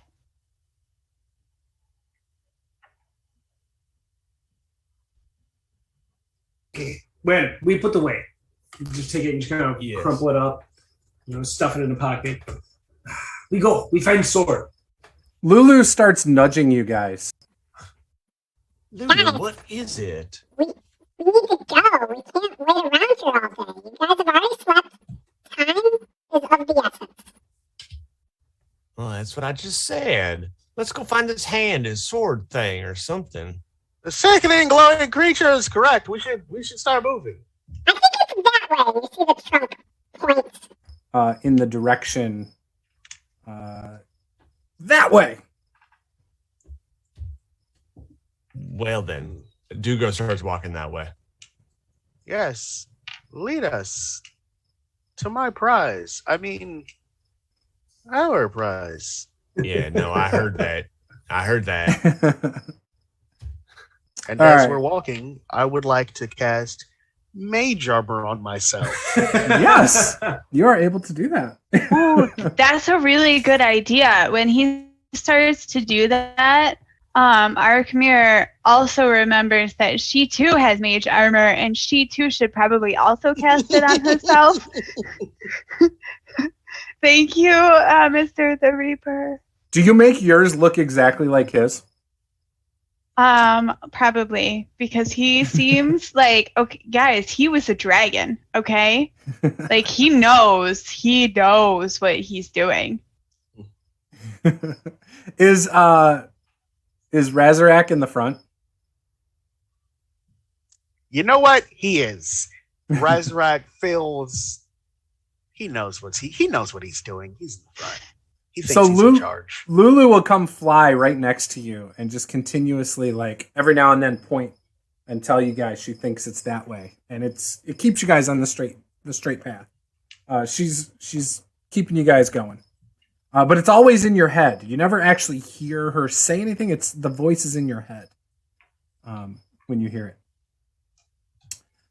So once again, the air still reeks of brimstone and burning tar. It's hot, and you can feel the sand and insects occasionally bounce off your face and other parts of your body that are exposed, where there's exposed skin. You see, again, swarms of sturges. You see battles along like the river Styx between demons and devils. And as you're walking, all of a sudden, it just feels like this rocky structure just pretty much appears in front of you. It just is there. Like 1 minute, it's like nothing. You don't see it. You see a bunch of like stuff in the distance. And then all of a sudden you see this right in front of you. It looks like a hand pulling itself off of, like, up on a cliff off of out of a hole or something. And Lulu then speaks to you. That's it! That's Fort Knucklebone! I knew it was this way! I found it! It is very fortunate, yes. Very fortunate we found him, yes. I have to admit, I'm a little bit disappointed. It certainly looks like a hand, but I was hoping for finger straight up in the air type of thing, something a little more majestic. That's what I thought too. It'll have to do, I suppose. It's sort of like a subtle hand-ish. Yeah. I was going more for like Mickey glove. Yeah, dramatic, unmistakable. Yeah. I guess it's fine. Aesthetics notwithstanding. We go on. Yes, let's hit the knuckles. Do we know how to get inside? I can ring my bell. Oh, that's probably how you get in. Should we ring bell? Yes. Let's hold on a minute and wait for the DM to describe what's next.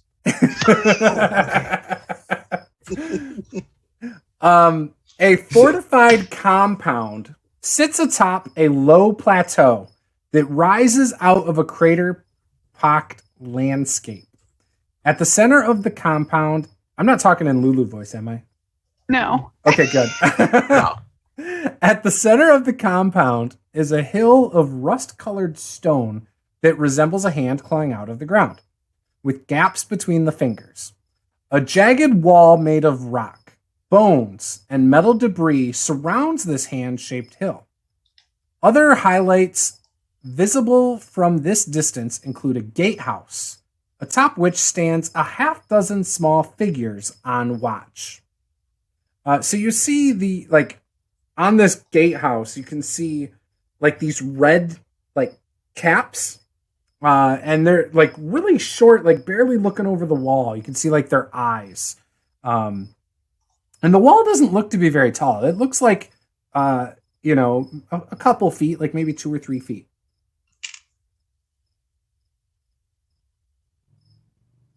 Maybe they're kobolds.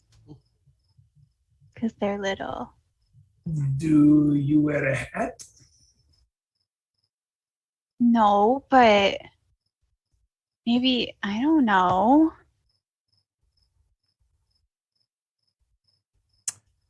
Perhaps one of you should announce your presence and see it happen. I know exactly what to do. I stride right out in the middle of the fairway, like the thoroughfare, like right towards the wall. Is there like a gate? There is a gate, Nice. and it is closed at the moment. And as you kind of step out, you hear up top, you there, we see you. I keep walking forward. Stop! I'm reaching into my Halt! pack, and I pull out my bell and I unwrap it.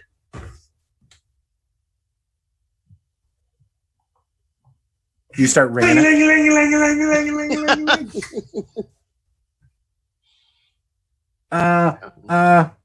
it louder! Ring it louder! You hear like a little chuckle from one of the ones next to the one that's clearly speaking. Oh, I don't think it's a good idea. I just ring it again. Wrap it up and put it on. We wish to enter. Well, what's the password? You see the one next to him, like, kind of look at him and like scratch his head, like almost like he forgot what the password was. I look at him. I look up at them and I say, "What is the password?" One of the other, like, so the one's looking at the original one speaking, and then the one on the far left just goes, "Hey, we don't have a password. There is no password. That's not the password." There is not the password. We have free entry. No, it's not free. Dance. Do it, dance. Do the dance. You know, the special dance. He starts doing like this, like little shuffle, like cha-cha slide kind of thing going on. So I imagine Tabisa's like out in front of you guys a few feet doing this. You see like all the little dudes with their hats like just start chuckling, like. Can I do a performance check just to see how ridiculous it is? All right. My dice are not good to me tonight. Do you have exhaustion too? No. Oh, okay. I never had exhaustion. But that's a total of 5. Oh. So I'm like doing like this, slide to the left and fall over. Get up, slide to the right, fall over again. How far are the little dudes on the wall from me? How far are you from the gate, would you say? I probably moved like 20 feet in front of you guys. 20, 30 feet closer. The gatehouse is probably about 25 feet high, too. So they're probably 25 feet off the ground. So however far away you guys got is fine by me. Because I wanted to stay a cool 30 feet away from the dancing one on the off chance they fired something at him, and I don't want to be getting the crosshairs. Okay. But I just want to like point a finger. I want to point a finger at one of the guards up top, and I want to cast message, and they're just going to hear in their head, you stand before the Draconic Scourge, resurrect the Reaper. Open the gates before I melt him down and you with As it. I'm dancing. Mm-hmm. You hear one of them yell out, "You're no fun!" Dugo steps forward and just says, Tabisa, stop. They wanted to dance. It is clear to me that these guards are imposters. They're making this crap up as they go along. There's no password. There's no dance. Present your best gifts. No, that's another thing you just made up. Come on. I see through you. Should we burn it down? Does a giant ball of acid that explodes count as a gift? Because I'm feeling very giving right now. I think we should burn the tower. Do you say that out loud, or do you say that in their head? Oh no, I'm whispering that to everyone around me right now. So we'll say We're actively like Do we kill him? As you guys are saying this, they go, "We're just messing with you. Come on in." There we That go. sounds like See, what I I told you feel guys. like it's more suspicious that they let us in. Let's just I take don't Quit know. standing around like idiots and come inside. Dugo walks forward. Visibly deflated, Tabisa walks forward as well. Kind of like walking towards the door, waiting for, as Dugo catches up, kind of looks over at him and says, "I thought it was a good dance." You have skills, and they were clearly really impressed. So I will walk past him and simply say, "In my draconic court, you would make a fine jester." I will take this I position. appreciate it. I accept. He's now your jester. The rest of the time now, I'm gonna change my hood and I'm gonna start sewing on patches so it's like Motley. On all my downtime, that's what I'm gonna do. I love it. So is there a gate that we're walking through, or what's... There is a gate. It's still closed. Okay. Open the gate, you dummies! No, we have to open it? Yeah, we're not going to come down there and open it for you. Oh, all right. Just walk in. I would like to check the gate for traps. Okay. I would like to check. Give me an investigation check. I mean, it's a good idea. I'm just imagining the kobolds standing here around the gate, checking the entire thing. Before walking through. 14. So you search, you're checking the hinges, there's like a handle that it doesn't turn or anything, it just pushes and pulls and and it doesn't seem like there's any traps. Okay. Do you want to open it, Tabisa? Sure. Okay.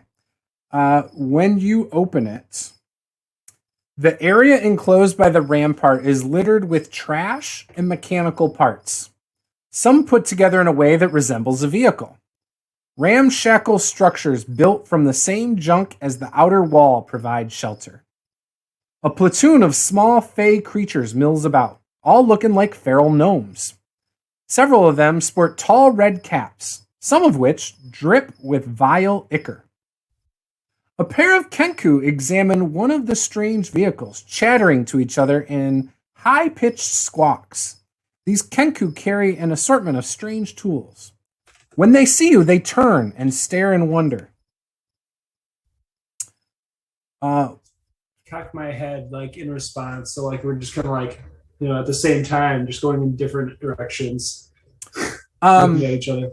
One of the Kenku waves in your direction, like this, like remain where you are, and then you hear. Hang on one second.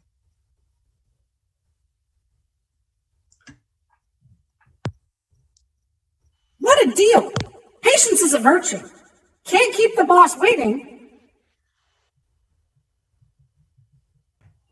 And he runs off into one of the trash structures. Moments later, he returns, leading a tall creature wearing a long, tattered shift covered in mud, blood, mold, and much worse. This old woman's eyes seem to move independently of each other as she approaches, her straggly brown hair hanging in front of them. Resting on each shoulder are red-eyed ravens that scrutinize your group. Behind her, a hulking creature built of disparate fiendish parts trudges, moaning and hopping as it walks. Then both of the hag's eyes focus keenly on your group, and on Lulu specifically.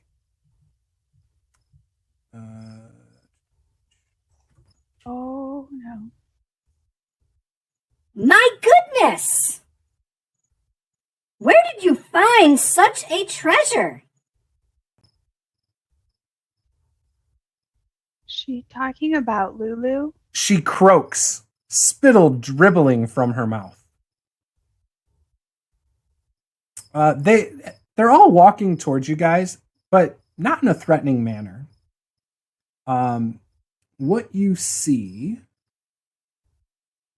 looks like these are the Kenku you see.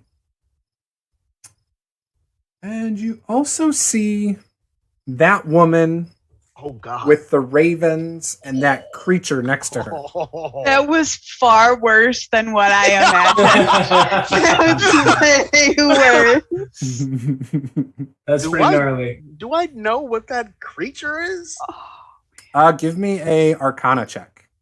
Ooh, with disadvantage. Don't forget that disadvantage. A total of 14. You can't quite tell exactly what it is. It looks like a variety of different creatures. Like not just one, it looks like a combination of a few.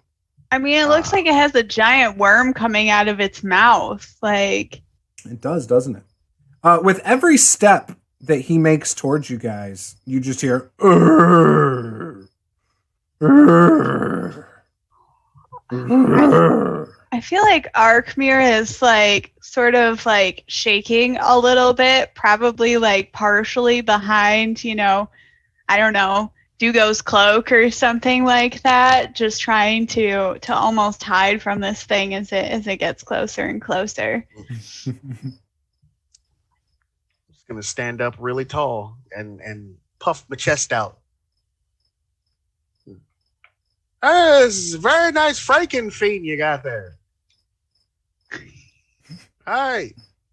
You stand before Resurrect the Reaper, the Scourge of Lutz. And who might you be? My name is Maggie. They call me Mad Maggie. And this right here happens to be my flesh golem. His name is Mickey. Not one for words.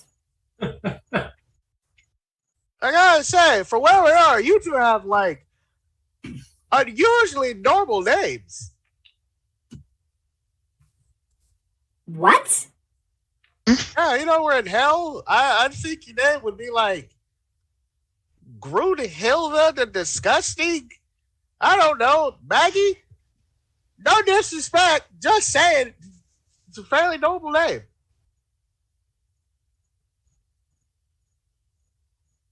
I'm perplexed by the fact that you walk in here and hurl insults at me. I don't think that's what's happening.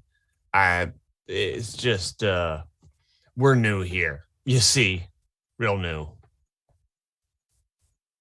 I think he was maybe more impressed with the Mickey. Yeah, this is a fine craftsmanship. You're both of you have an appearance that is quite impressive.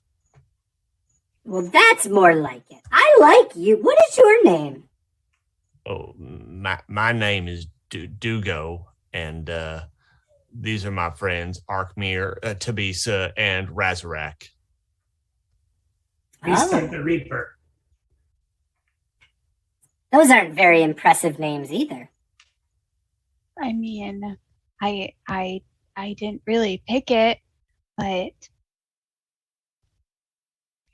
sorry. Just kobolds, just a group of kobolds here. And the holly font is Lulu? That's our special friend. Mm.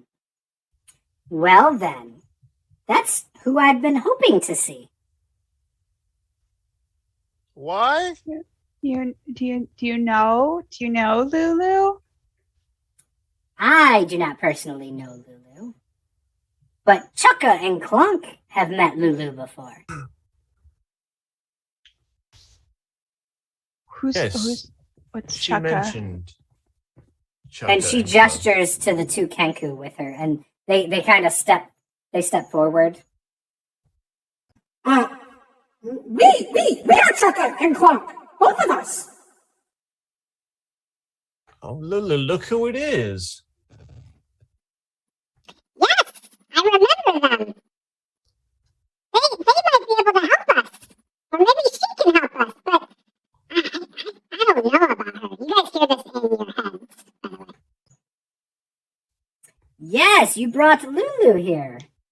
She knows a lot about Zariel. Oh, yes. I believe you're right. Well, isn't this just a wonderful coincidence that we're all friends here? Huh. It's like a reunion. Yes, we could be friends. Do we get a party? We would happily throw you a party. Would you be able to help us maybe find some more of Zariel's artifacts? Oh, Lulu knows an awful lot about Zariel's fall from grace. I am fascinated with all of the history there. Well, what artifacts do you need? I mean, I would love to find her sword. I mean, there's so many other things I would just love to find. What would you do with her sword? Well, I mean, if I got it, I would just collect it. I'm a collector of Zariel artifacts. When I first got here, I read all I could once I found out about Zariel's past. I came across a tapestry, and I was hooked right away. It's just become my obsession. I would have returned back to the material plane, but again, I'm too fascinated by all of this. I don't trust her. I want to insight check her. Go for it.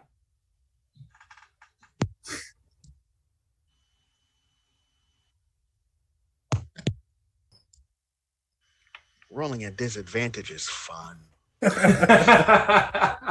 That's a 7. I mean, you believe what she's saying is true. You still might question, like, why, she might want this. But it's like everything she said, there's nothing really devious or anything about that. You know what I mean? It's all Got it. pretty straightforward. I'll kind of just step forward a little bit. If what you say is true and you would like to extend a hand of friendship, do you have a way of removing poison from one's body?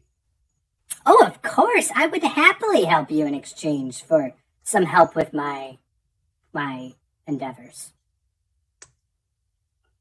Then I'm in. Will Yes. Lulu share this information with us? Lulu, that's up to Lulu, but certainly I think we would agree to trying to help you in any way we can. We I mean,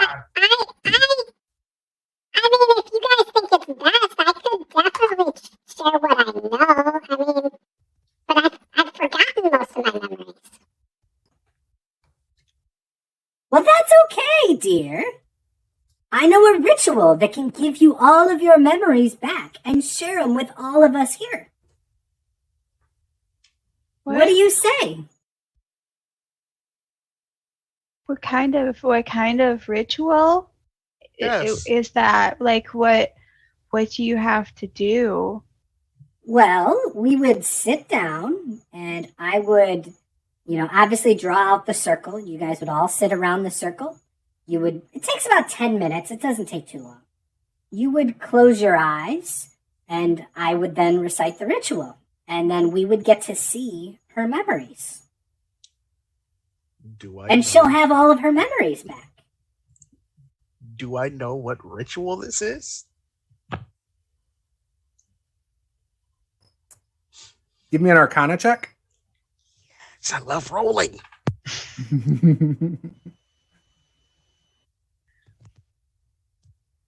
12. You do not know offhand what ritual this is. However, you do know that there are some rituals that can tap into your deepest thoughts and things that maybe you've forgotten in the past, but you don't know how it's done or the nature of it or anything really like that.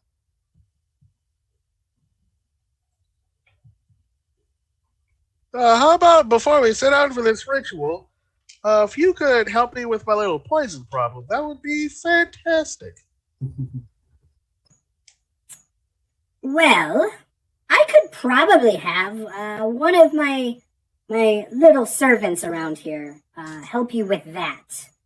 We could probably set you guys up with a room. You could sleep, get some good rest, maybe get a warm meal into your tummies. And I will gather my things for the ritual, and we will do it in a few hours. What do you say? I've not been able to take my eyes off of the vehicle type machinery thing this entire time. I've literally almost been licking my lips, just like wanting to figure out what it is, what it does, and how fast it can go. Yeah, I mean, they look pretty impressive. There's a variety of them sitting around here. The ones that the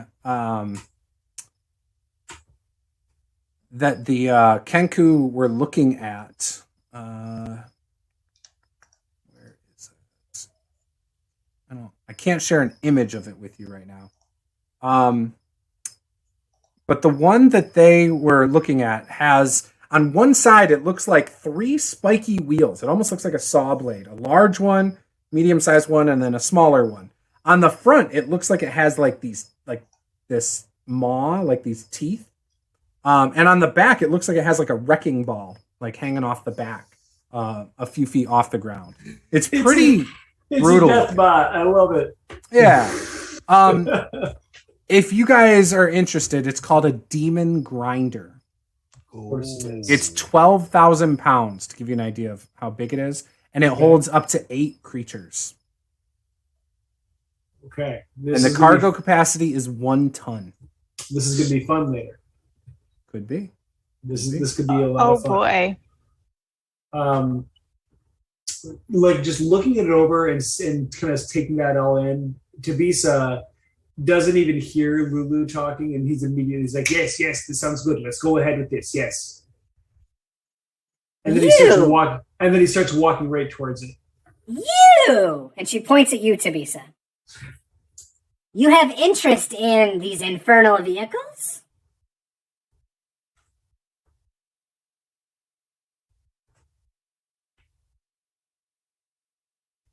A passing interest. We might be able to work out some kind of arrangement for you to have one. Just tell us what you desire, and once we get this information, we will help you. You will remove the poison. You might get one of these vehicles. What? Just out of curiosity, what do we know about the Hells? Like, just in general, like as kobolds, do we know anything about devils and demons and, I don't know, bargains or deals or any kind of contracts? Probably not. I wouldn't think so. Yeah, I mean, if you want to do like an Arcana or just a straight intelligence roll, you could. Tabisa doesn't know anything. Yeah, but I would say you guys probably don't know. Like, you guys... Okay. 3 of the 4 of you are literally just sewer kobolds of El Terrell. Yeah. So, yeah, you guys don't know much. Okay. With a +7 in religion, would I know anything? You want to roll for it with disadvantage? You know I do. Come on! I just want to roll a 1 just because. I don't actually do that. Please don't do that to me. To be fair, she does not look like a fiend or a devil or anything like that. Also. My dice have a sense of humor. I said don't roll a 1, and it didn't. It rolled 2 times. Fantastic. Take so that. That's a total of 9. Right. I mean, you do right. know that like you've heard things about, pacts with demons and devils, but she doesn't look like a demon or a devil. She just looks like an old human woman that looks like she's seen much better days.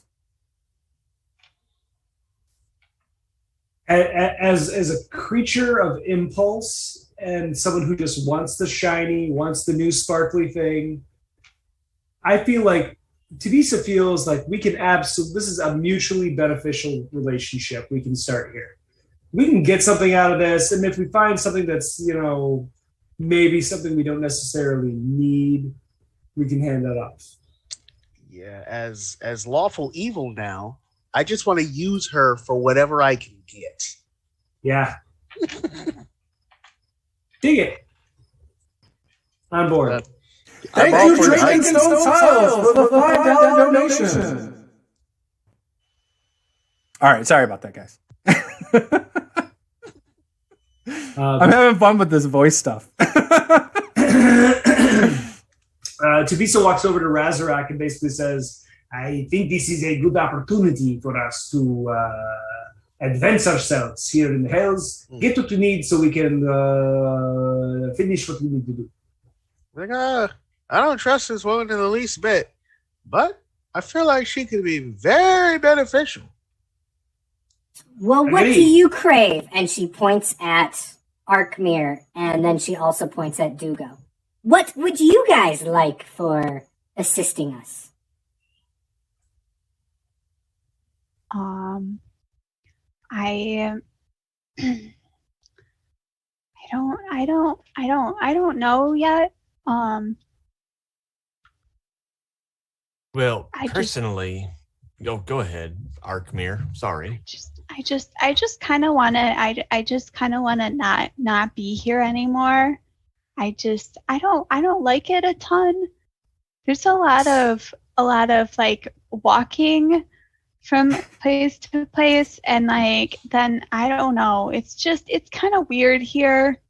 I just kind of don't want to be here anymore. Could I just not be here?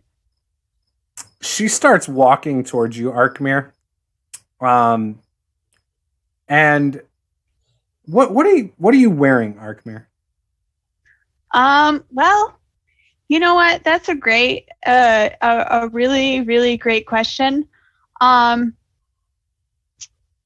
a whole heck of a lot. How about that? Arkmir has a staff and a cloak and maybe like some pants on. But that's probably about it.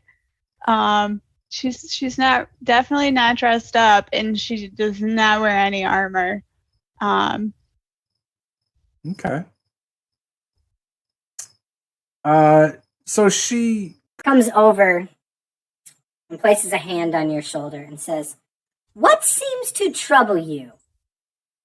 I mean, you walk everywhere anyway. Why are you so afraid here?" Well, there were like we came across there were giant like pigs just like hanging out.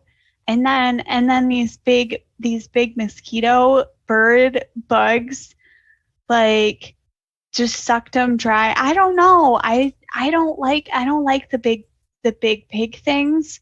And one of our friends fell in the river, and now he can't talk anymore. And like that's kind of scary. I'm just saying it was just a river. He can't speak. So I don't know. It's just kind of scary here a little bit. There's more of you? Well, I mean, like now How many? He just can't talk anymore now. He kind of ran away. We don't really know what happened to him. He's a goner. Yeah, I know. That's why it's scary here. Never travel by yourself in Avernus. That's what I'm saying. You won't make it very long without help.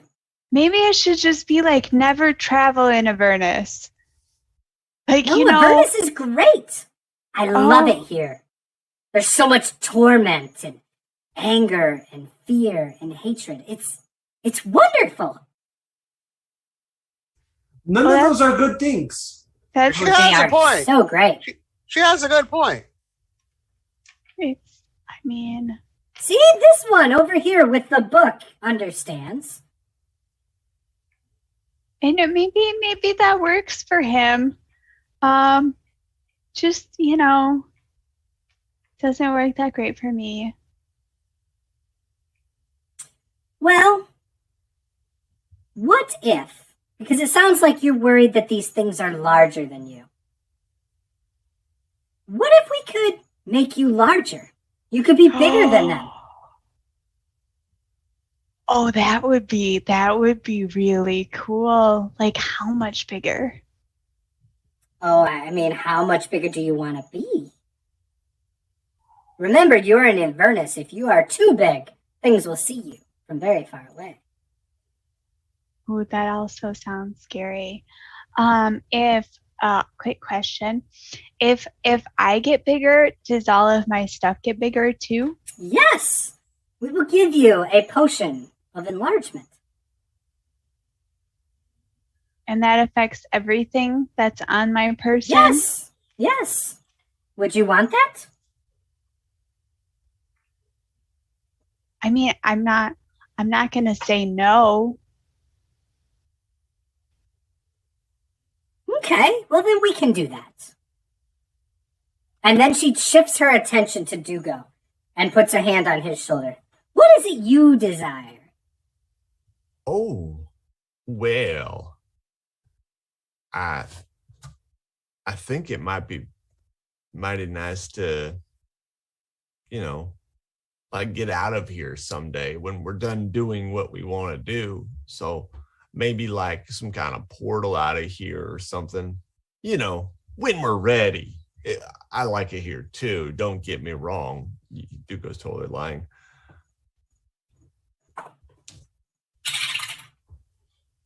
She can tell.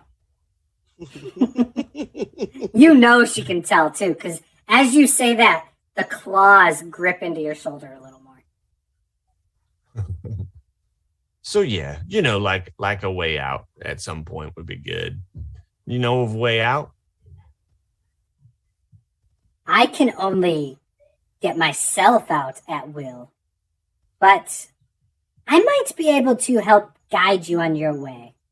Maybe send you in a direction that will help you find a way out. Sure. Yeah, that would be good. And some riches too would be good. Riches. I like riches. Gold? Oh yeah, gold. Curiosities and artifacts are real fun. An artifact? Mm-hmm.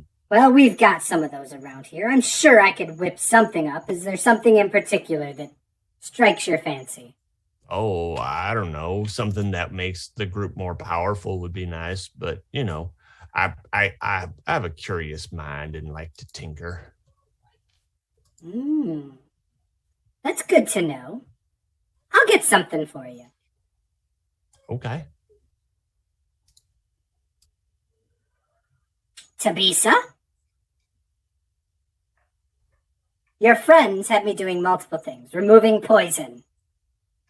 A potion of enlargement.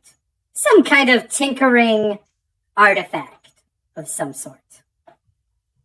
What do you want? What is it that'll make you satisfied?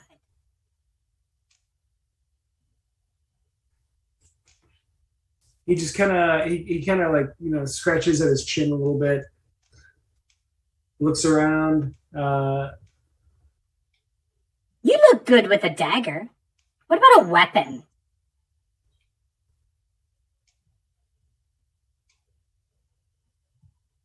It'll come in useful down here. Always useful, yes. Perhaps this is good trade. We find things, we give, we get.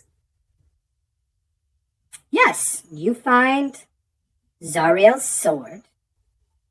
And in exchange, well, it's not if you find it. You just unlock the memories of Lulu with me. And I will give you a weapon. I'll remove your poison. To show good faith, I'll remove the poison before we do the ritual. But the rest of you will not get anything until after the ritual. I think it is a good idea to have Lulu have her memories. The more I she think knows, so too. Why the would more she she not? remembers. The more she remembers, the more she can tell us. Yes? I mean, I need my memories back, so yeah, I think that would be a good idea. I mean, I told you guys earlier I need to remember one. I must remember where that sword is. We have to know. I think it's at the Wanderer's Emporium, but I could be wrong, but I'm pretty sure that's where it is. Okay. So it is final. We shall set up the ritual. Until then, why don't you guys go hang out with Chukka and Clunk? If you want to get some rest and some hot meals in your tummy, you can do so. I immediately jump up on one of the beast grinder, demon grinder, whatever it was called, and start poking around. Immediately. Hey, what are you doing? Do you know how to fix this thing? Just looking for now, yes. Tabisa, give me... Yes. Okay, so anyone who's joining them, looking around, jumping around, doing any of that, give me a... Just a moment.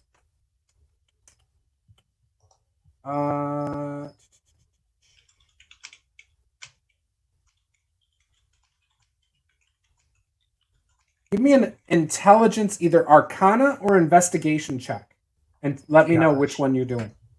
They're both so terrible.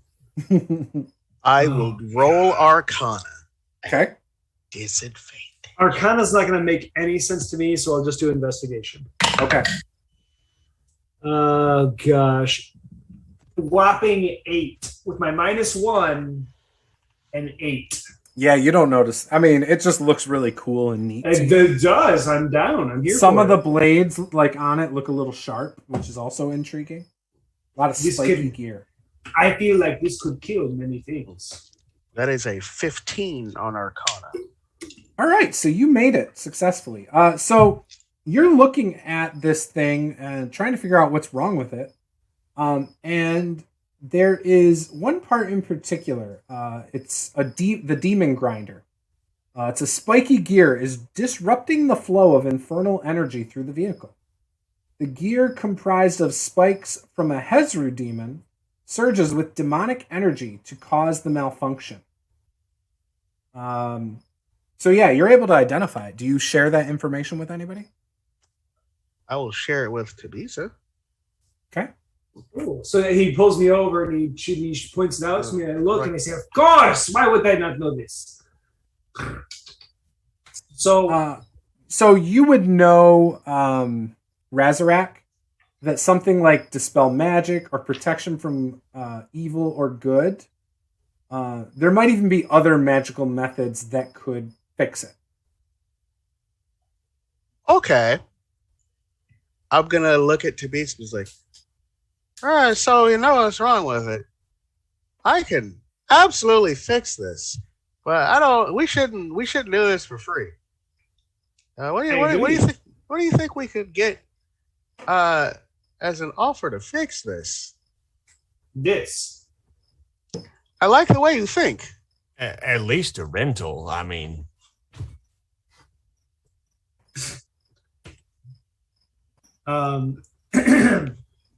I agree with this. This is good. Yes, we should try and get something out of this. Yes.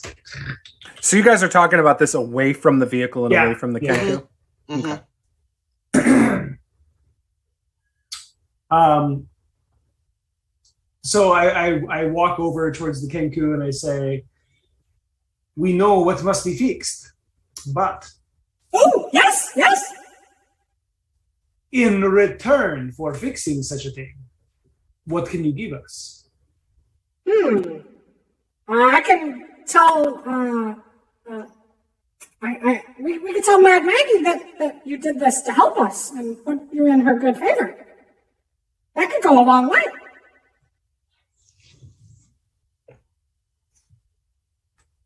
See, we would be extremely happy. This is our life's mission to just basically drag these things around.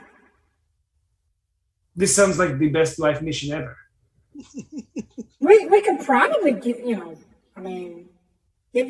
maybe some gold. We don't have a lot, but we can give you some gold. Gold doesn't really go very far down here, though. I want the demon grinder. I want one. You're gonna.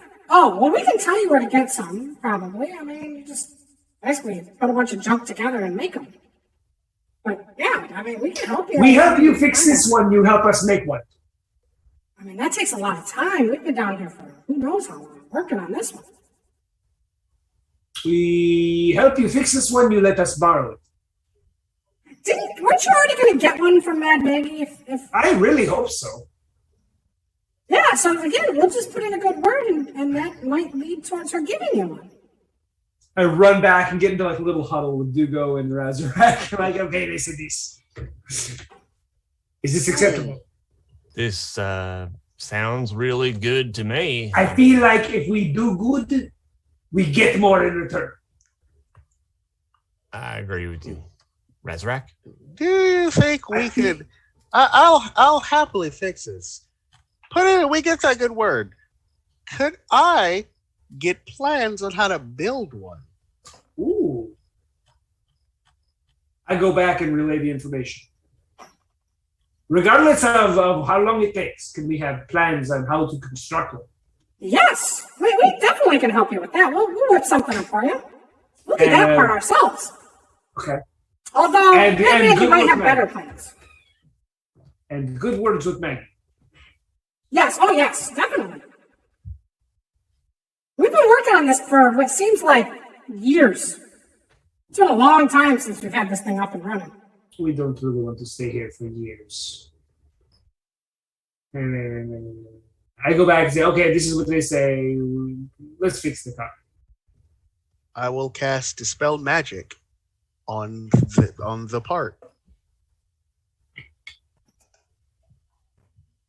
The Kenku kind of jump up in it and start it up. And as it starts up, it just sounds like the loudest vehicle you've heard, like open headers, like brum, brum, brum, brum, and like you can feel the ground shaking as this thing starts up. It feels amazing if you're into naturally aspirated vehicles. Right.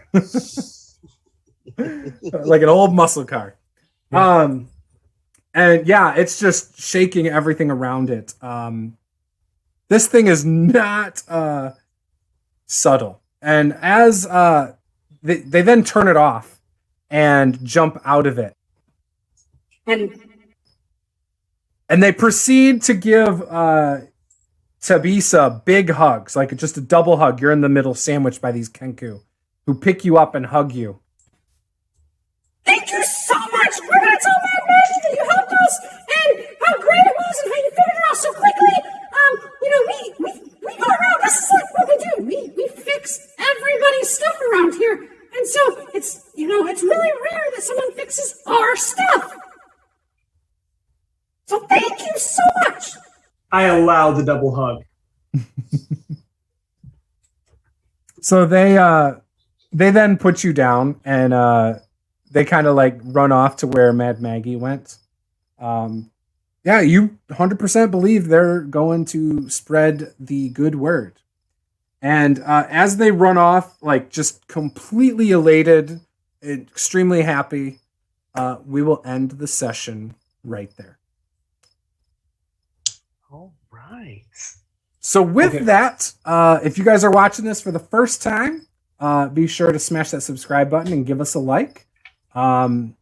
And yeah, we would love to see you back for the next episode, which will be in 4 weeks, with our wonderful players. All of their links are in the description below. So go check them out on TikTok, Twitch, YouTube, Twitter, even though, awkwardly nerdy or awkward nerd girl or whatever her username is, doesn't really go on there very often. If you just ask me questions on Twitter or whatever, I'll happily get her answer for you. But yes, thank you guys for watching. I hope you guys like the voices, and yeah, we'll see you guys next time. Game on. Bye.